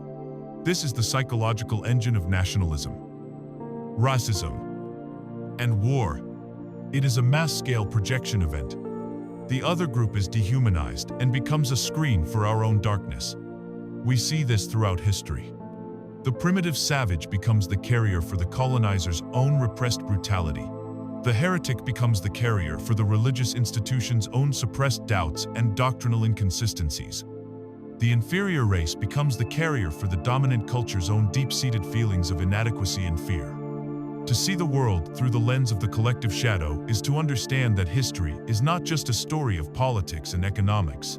It is a story of the unconscious breaking loose and wreaking havoc on a global scale. We can see the collective shadow at work all around us today. Consider our modern consumer culture. Our collective persona is one of progress, convenience, and endless growth. The shadow of this persona is the denial of the consequences, the destruction of the environment, the exploitation of workers in faraway lands, and the profound spiritual emptiness that comes from believing that happiness can be purchased. We project this shadow onto irresponsible corporations or other countries, rarely acknowledging our own collective participation in the system every time we make a purchase. Consider the political polarization that grips so many nations. Each side creates a caricature of the other, projecting onto them all the traits they most despise: stupidity, malice, corruption, treachery. Each side becomes the carrier for the other's shadow, making genuine dialogue impossible. Each side is utterly convinced of its own righteousness, a sure sign that the collective shadow is running the show. Perhaps the most stark and challenging example of a nation being forced to confront its collective shadow is the case of post-World War II Germany. The Holocaust represented the eruption of the Western world's shadow, its anti-Semitism, its capacity for bureaucratic evil, its dark fascination with racial purity in its most absolute and monstrous form. In the immediate aftermath of the war, the natural human tendency was denial, a desire to forget, to claim that the Nazis were a small group of monsters and not representative of the German people. This was an attempt to push the horror back into the shadow. But over the decades that followed, Germany as a nation began to do something historically unprecedented. It embarked on a long, agonizing, and courageous process of what it calls Vergangenheitsbewältigung, a powerful German word that roughly translates to coming to terms with the past. Instead of forgetting, they chose to remember. They built memorials to the victims not in quiet corners, but in the very heart of their capital city. They made education about the Holocaust a mandatory and central part of their school curriculum. They passed laws against denying the atrocities. They engaged in public acts of atonement. They consciously chose to integrate this unimaginable darkness into their national identity. To say, this horror is a part of our story. We are the people who were capable of this. And we must embed this memory into our very bones so that we may never, ever allow it to happen again. This is not a perfect process, but it is a profound example of collective shadow work. It is the opposite of denial. It is a nation trying to look in the mirror, no matter how terrible the reflection. This is what the great political theorist Hannah Arendt pointed to with her concept of the banality of evil, the chilling recognition that great atrocities are not always committed by demonic monsters, but often by ordinary people who have surrendered their critical thinking to a collective, shadow-driven ideology. Confronting the sheer scale of the collective shadow can feel crushing. It can lead to a sense of powerlessness and despair. What can one person possibly do in the face of such vast historical forces? The answer is both simple and profound. The most radical, world-changing political act you can perform is to do your own individual shadow work. The collective shadow is not an abstract entity floating in the ether. It is the sum total of all the individual shadows within the collective. It is fueled by millions of individual acts of denial and projection. Therefore, every time you take responsibility for your own inner darkness, you are helping to heal the world. Every time you withdraw a projection from someone of a different race, a different religion, or a different political party, you are pouring a single, precious drop of healing water onto the raging fire of collective hatred. Every time you consciously feel your own anger instead of blaming an external enemy, you are subtracting one unit of energy from the global war machine. Every time you acknowledge the lazy or greedy part of yourself instead of condemning it in others, you are contributing to a more compassionate and less judgmental society. Do not underestimate the power of this personal work. In healing yourself, you become a source of healing for the world around you. You cease to be an unconscious carrier of the collective infection and instead become a source of conscious immunity. There is great hope in this, the fact that we are now, as a global culture, even capable of discussing concepts like systemic inequality, intergenerational trauma, and our collective responsibility for the environment is a sign that we are beginning, however painfully, to confront our collective shadow. The old model of pure denial is breaking down. We are being forced to look at the consequences of our own repressed darkness. The path forward is not to create a perfect society, free of shadows. Such a thing is impossible. The hope lies in becoming a society that is brave enough and mature enough to look at its own darkness without flinching, to take responsibility for its past, and to make conscious choices for a better future. Facing the enormity of the personal and collective shadow can feel overwhelming. The rational mind can buckle under the weight of so much pain, complexity, and darkness. To process this difficult material, to give form to the formless and voice to the voiceless, we often need a different kind of tool, a different mode of being. We need a sacred container capable of holding the immense and often contradictory energies of the unconscious and transforming them into something new. We must now turn to the ultimate act of integration, the most powerful form of psychological alchemy. We possess the path of creativity. We have now journeyed through the vast and often intimidating landscape of the shadow, both personal and collective. We have faced the projections, the self-sabotage, the wounds, and the moral complexities that arise when we dare to look within. The sheer intensity of this material, the raw power of the rage, the depth of the grief, the terror of the void can be overwhelming. Our logical, everyday mind is often ill-equipped to handle such potent, paradoxical energies. To simply analyze them is not enough. We need more than a map. We need a vessel. We need a sacred container strong enough to hold these powerful forces, not just for observation, but for transformation. This sacred, alchemical vessel is creativity. The creative act, in all its forms, is the ultimate practice of shadow integration. It is the safe and sanctioned space where we can meet, explore, and give expression to the forbidden parts of ourselves, on the canvas, in a poem, through a melody, or in the movements of a dance. We can allow our darkest impulses to have a voice without causing harm in the literal world. We can paint our rage. We can write our despair. We can dance our ecstatic joy.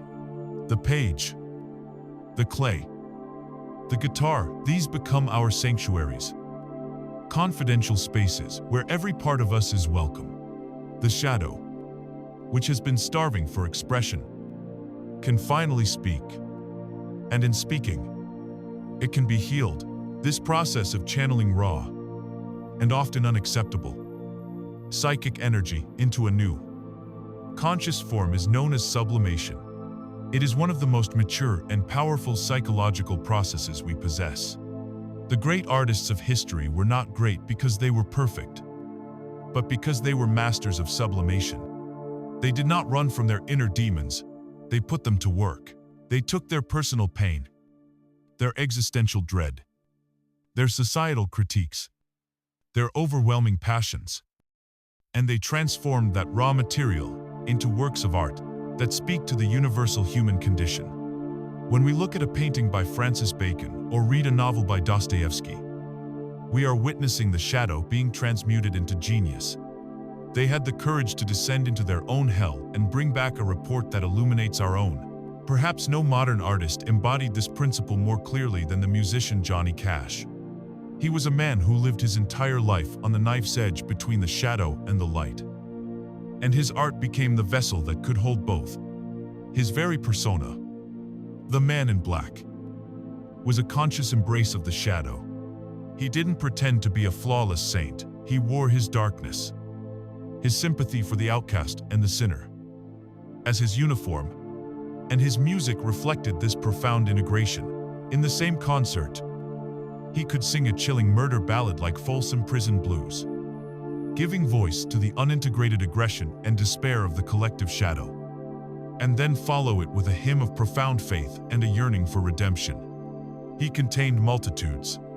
He sang of addiction, violence, and spiritual doubt, alongside songs of enduring love, hope, and devotion. The immense power of Johnny Cash's music is that he provided a form of collective catharsis. He was willing to sing about the parts of the American psyche that the mainstream persona wanted to deny: the outlaw, the convict, the addict, the man wrestling with his faith. When people listened to his music, a hidden part of them felt seen and acknowledged without judgment. He was not just integrating his own shadow, he was helping an entire culture integrate its own. The theologian and author Rollo May, in his book The Courage to Create, argued that creativity is not a gentle, décorative pastime. It is an act of courage.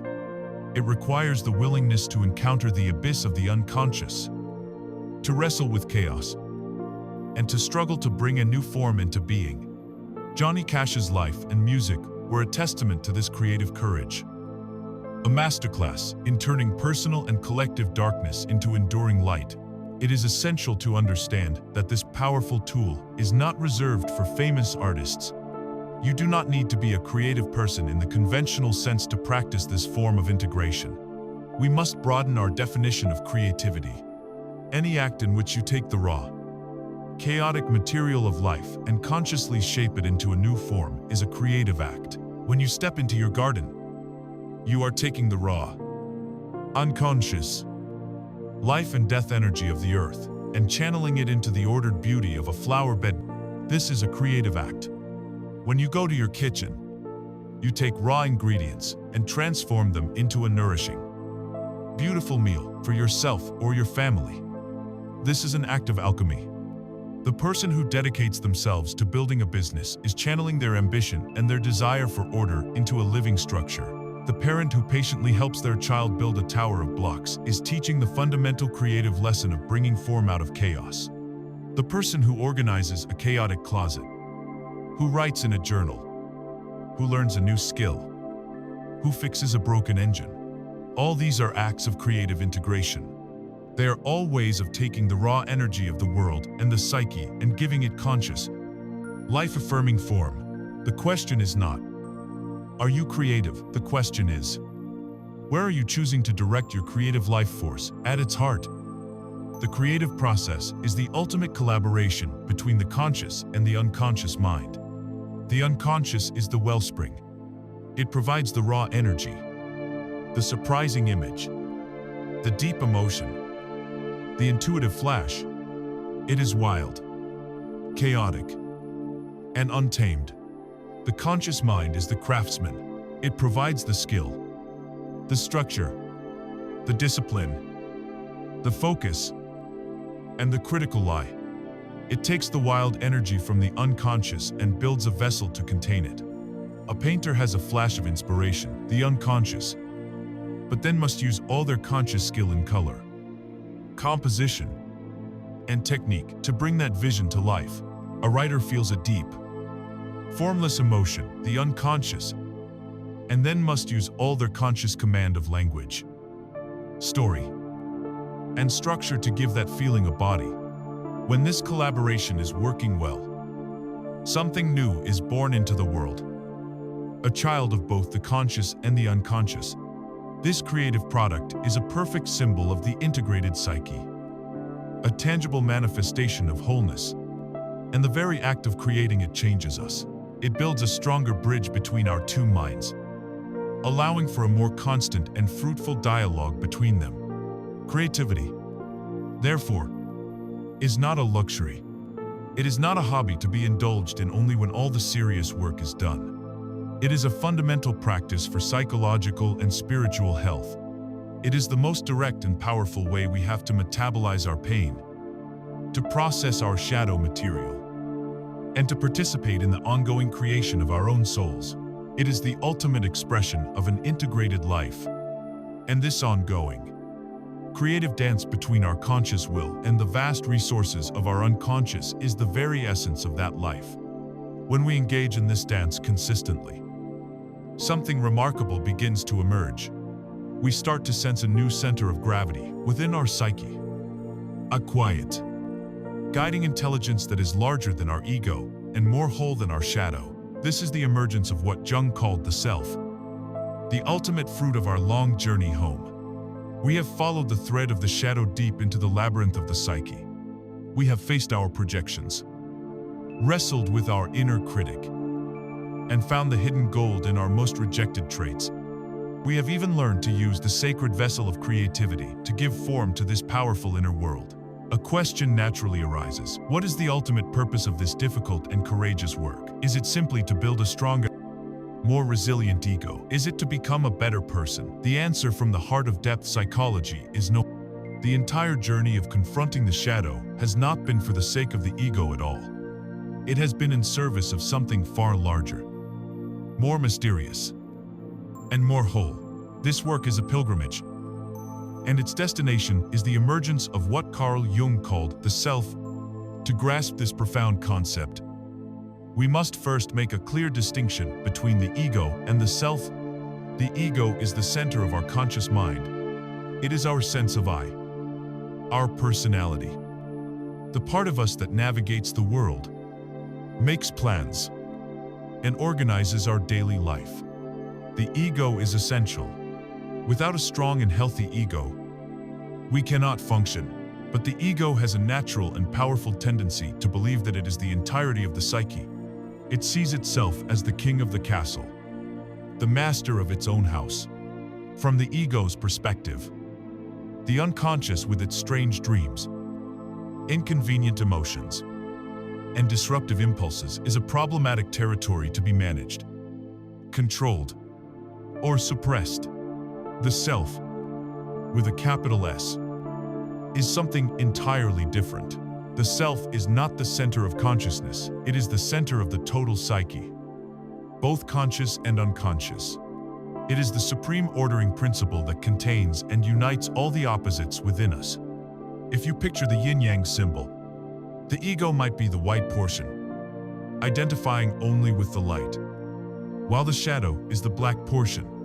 The self is the entire circle, the wholeness that holds both light and dark in a perfect, dynamic embrace. The self is the God image within us, the inherent spark of divinity that was present from the beginning and which is the true author of our journey toward wholeness. The entire process of shadow work can be understood as a great humbling of the ego. It is nothing less than a Copernican revolution within the soul. The Jungian analyst Edward Edinger used this brilliant metaphor. For most of our lives, we live in a Ptolemaic psyche. The ego is the earth, and it firmly believes it is the center of the universe. The sun, the moon, and the planets are moods. Our dreams, our shadow aspects, are seen as revolving around it, sometimes in annoying and unpredictable ways. The goal of the ego is to keep these wandering planets in their proper, predictable orbits. Shadow work is the shocking discovery that this entire model is wrong. Through the humbling experiences of seeing our projections, recognizing our self-sabotage, and admitting our own darkness, the ego is slowly and painfully dethroned. It has its Copernican moment of realization. I am not the center. I am not the sun. I am a planet, revolving around a much larger, more powerful, life-giving star. That star is the self. This is a shattering, but ultimately liberating shift in identity. The ego's job is no longer to be the tyrannical king. Its new, more noble, and more appropriate role is to be the viceroy, the prime minister. Its task is now to turn toward the self, to listen for its will, which communicates through dreams, intuition, and synchronicity, and to use its practical skills to help manifest that deeper will in the world. This is the essence of what Jung called the process of individuation, the lifelong journey of becoming the unique, whole individual that the self intended us to be. How do we know when we are in contact with the self? It is not a loud or dramatic experience. The self communicates in subtle, yet powerful ways. One of its most common manifestations is through synchronicity. These are the meaningful coincidences that feel too perfect to be random chance. You are wrestling with a difficult problem, and you open a book to a random page that contains the exact answer you need. You think of an old friend you haven't spoken to in years, and your phone rings, and it is them. You feel a strange, intuitive pull to take a different route home from work.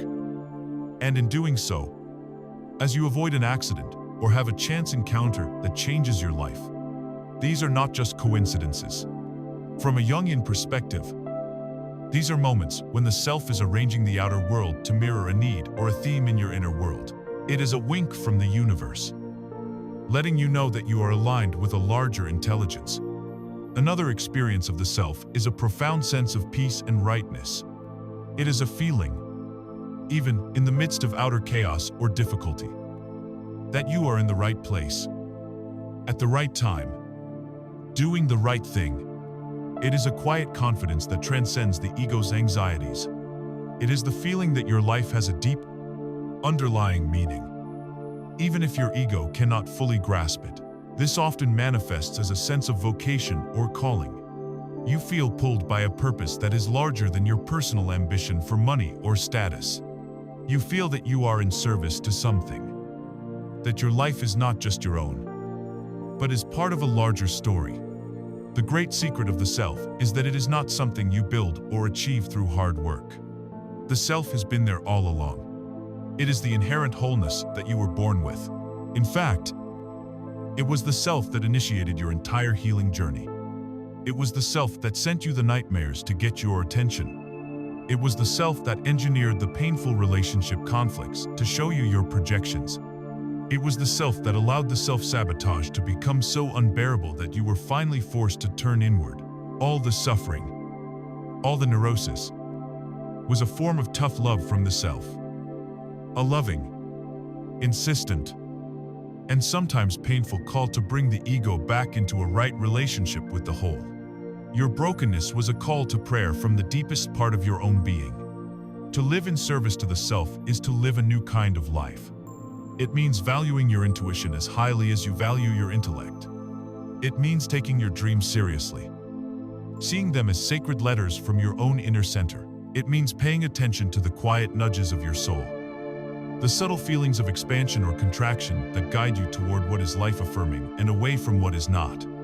It means having the courage to follow a path that may not make logical sense to your ego or seem prestigious to the outer world, but which feels deeply and unshakably right in your bones. It is a life of continuous, respectful dialogue between the I of the conscious ego and the great, silent thou of the self. The ultimate fruit of shadow work is not a bigger, stronger, more perfect ego. It is a more humble, flexible, and resilient ego that knows it is not the master of the universe. The reward for all this work is not a life free from problems, but a life rich with meaning. You trade the illusion of control for the reality of wholeness. The emergence of the self as the guiding center of our lives does not mean an end to struggle. It means that our struggles now have a context and a purpose. We are no longer a fractured being at war with itself, but a whole system learning to live in balance, guided by an intelligence far greater than our own. This brings us to our final reflection that this entire journey is not a problem to be solved once and for all, but a beautiful, dynamic, and lifelong dance. We have arrived at the final stage of our exploration, not at an end, but at the true beginning of a new way of living. The journey through the shadow is not a linear path with a final destination after which the work is done. It is not a problem to be solved, but a landscape to be inhabited. It is not a battle to be won, but a dance to be learned. The goal of all we have discussed has not been to eliminate the shadow, an impossible and undesirable task, but to bring our conscious ego into a new and ever-evolving relationship with it. A relationship of awareness, respect, and dynamic balance. This is the art of living an integrated life. Let us briefly retrace the path we have traveled. We began in the common human condition of suppression, living as strangers to half of our own souls, projecting our disowned parts onto the world, and wondering why our lives were filled with repetitive conflict and self-sabotage. We summoned the courage to turn inward, learning to read the messages of our dreams, our bodies, and our emotional triggers. We discovered the alchemical secret that the lead of our greatest flaws holds the gold of our greatest strengths. We moved from a morality of rigid judgment to one of deep, compassionate humility. We even expanded our vision to see how these same dynamics play out on the world stage, in the collective shadow of humanity. And finally, we saw that this entire journey was guided by a deeper intelligence, the self, which was calling us all along toward a state of greater wholeness. What, then, does it mean to live this wholeness in our day-to-day lives? It is crucial to release the idea that an integrated life is a perfect life. It is not. You will still have bad days. You will still feel anger, fear, and sadness. You will still make mistakes and fall short of your own ideals. The storms of life will still come. The difference is that you will have fundamentally changed your relationship to those storms. You are no longer a fragile vessel, terrified of being capsized by every wave. You have become a skilled sailor. You have learned to read the weather of your own inner world. You know how to work with the winds of your passion and the currents of your grief. Your new baseline is not one of flawless perfection, but of deep resilience, of a quiet inner center that can hold the turbulence without breaking. Your capacity for life, in all its messy, beautiful, and challenging complexity, expands enormously. And with this new capacity comes a profound sense of vitality. Think of all the psychological energy that was once consumed by the act of suppression, the constant effort of holding the door shut on your shadow, of managing your image, of fighting your own nature. When that energy is liberated, it does not disappear. It becomes available to you as pure life force. This is why people who do this work often report feeling more alive, more appassionate, and more engaged with the world than ever before. The colors of life seem brighter. Food tastes better. Relationships feel deeper. Their life is no longer a carefully curated black and white photograph. It is a vibrant, full-color, three-dimensional experience. You stop living a half-life and begin to claim the inheritance of your own complete humanity. Perhaps the most perfect symbol for this integrated state is the ancient Taoist symbol of the Taijitu, more commonly known as the yin-yang. We often see it as a static image of two opposing halves, one black and one white. But its wisdom is far deeper and more dynamic than that. Look closely at the symbol. The line that separates the two halves is not a straight, rigid wall. It is a soft, curved, flowing line. This represents the constant, dynamic interplay between the opposites. Light flows into dark, and dark flows into light. It is a dance, not a war. Now, look even more closely. Within the darkest part of the black swirl, there is a small, white dot. And within the lightest part of the white swirl, there is a small black dot. This is the most profound teaching of the symbol. It tells us that nothing is ever pure. In the heart of darkness, there is always the seed of the light. In your moments of deepest despair, of greatest failure, of most profound grief, the seed of your renewal, your strength, and your rebirth is already present. And conversely, in the heart of the light, there is always the seed of darkness. In your moments of greatest success, of purest joy, of most certain conviction, the seed of your humility, your vulnerability, and your potential for error is always there. To live an integrated life is to hold this truth. To know that you are never just one thing, but a dynamic interplay of both. Finally, the entire symbol, with its dancing opposites and their hidden seeds, is contained within a perfect circle. This circle is the self. It is the archetype of wholeness, the vast, compassionate consciousness that holds and transcends all the opposites. The circle does not favor the light over the dark. It honors both as essential components of the whole. To live an integrated life is to learn to rest in this circle, to identify with the wholeness rather than with just one of the warring fragments. So what does this dance look like in practice? It means committing to a life of gentle, ongoing self-awareness. It means that when a new, unexpected shadow aspect emerges, as it inevitably will when you change jobs, or become a parent, or face a loss, you do not greet it with the old fear and resistance. You greet it with a familiar curiosity. You say, hello. I haven't met you before. What have you come to teach me? It means having a boundless compassion for your own imperfections. It means forgiving yourself, again and again, for not being perfect. It means choosing wholeness over perfection as your life's goal. It means accepting that you will spend your entire life learning the steps to this dance, and that learning the dance is the point, not executing it flawlessly. This is not a grim duty. It is a joyous and courageous path. To embrace your whole self is to give yourself the greatest gift imaginable. You unlock your own vitality. You deepen your compassion. You find your unique purpose. And you finally come home to the truth of who you have always been. You stop fighting the river of your own life and you learn to flow with it. In all its seasons of light and shadow, this embrace of the lifelong dance, this acceptance of the beautiful, dynamic interplay of light and shadow, is the heart of a truly integrated life. As we draw our journey of exploration to a close, let us now gather the threads of all we have discovered and summarize the profound liberation that is found when we finally have the courage to become our whole selves. We began this journey together in the familiar prison of suppression, a place where we stand guard over our own exiled parts. Exhausted by the endless effort to appear good, consistent, and whole, we saw how this prison creates its own ghosts. How our denied shadows are projected onto the world around us, turning our relationships into battlefields and our lives into a series of self-fulfilling prophecies.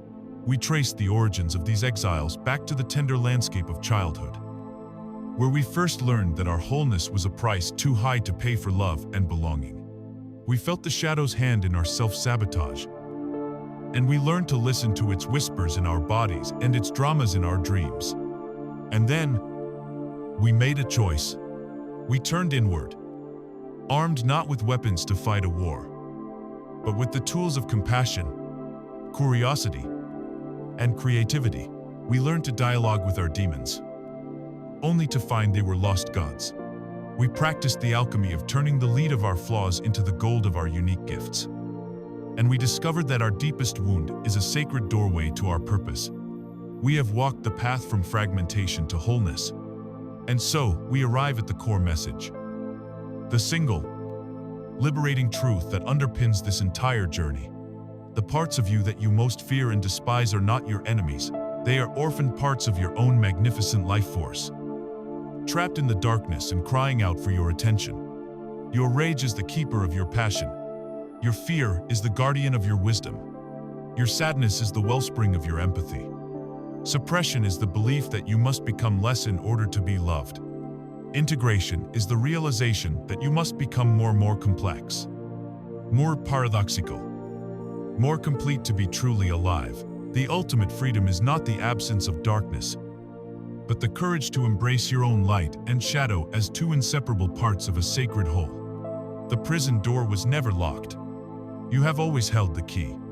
Let this understanding settle into your bones. The work of healing your shadow is not a grim duty you must perform to fix your brokenness. You were never truly broken. It is the most exciting and worthy adventure you will ever undertake, the adventure of reclaiming your own soul. It is the journey of coming home. May you have the courage to be curious about your own darkness.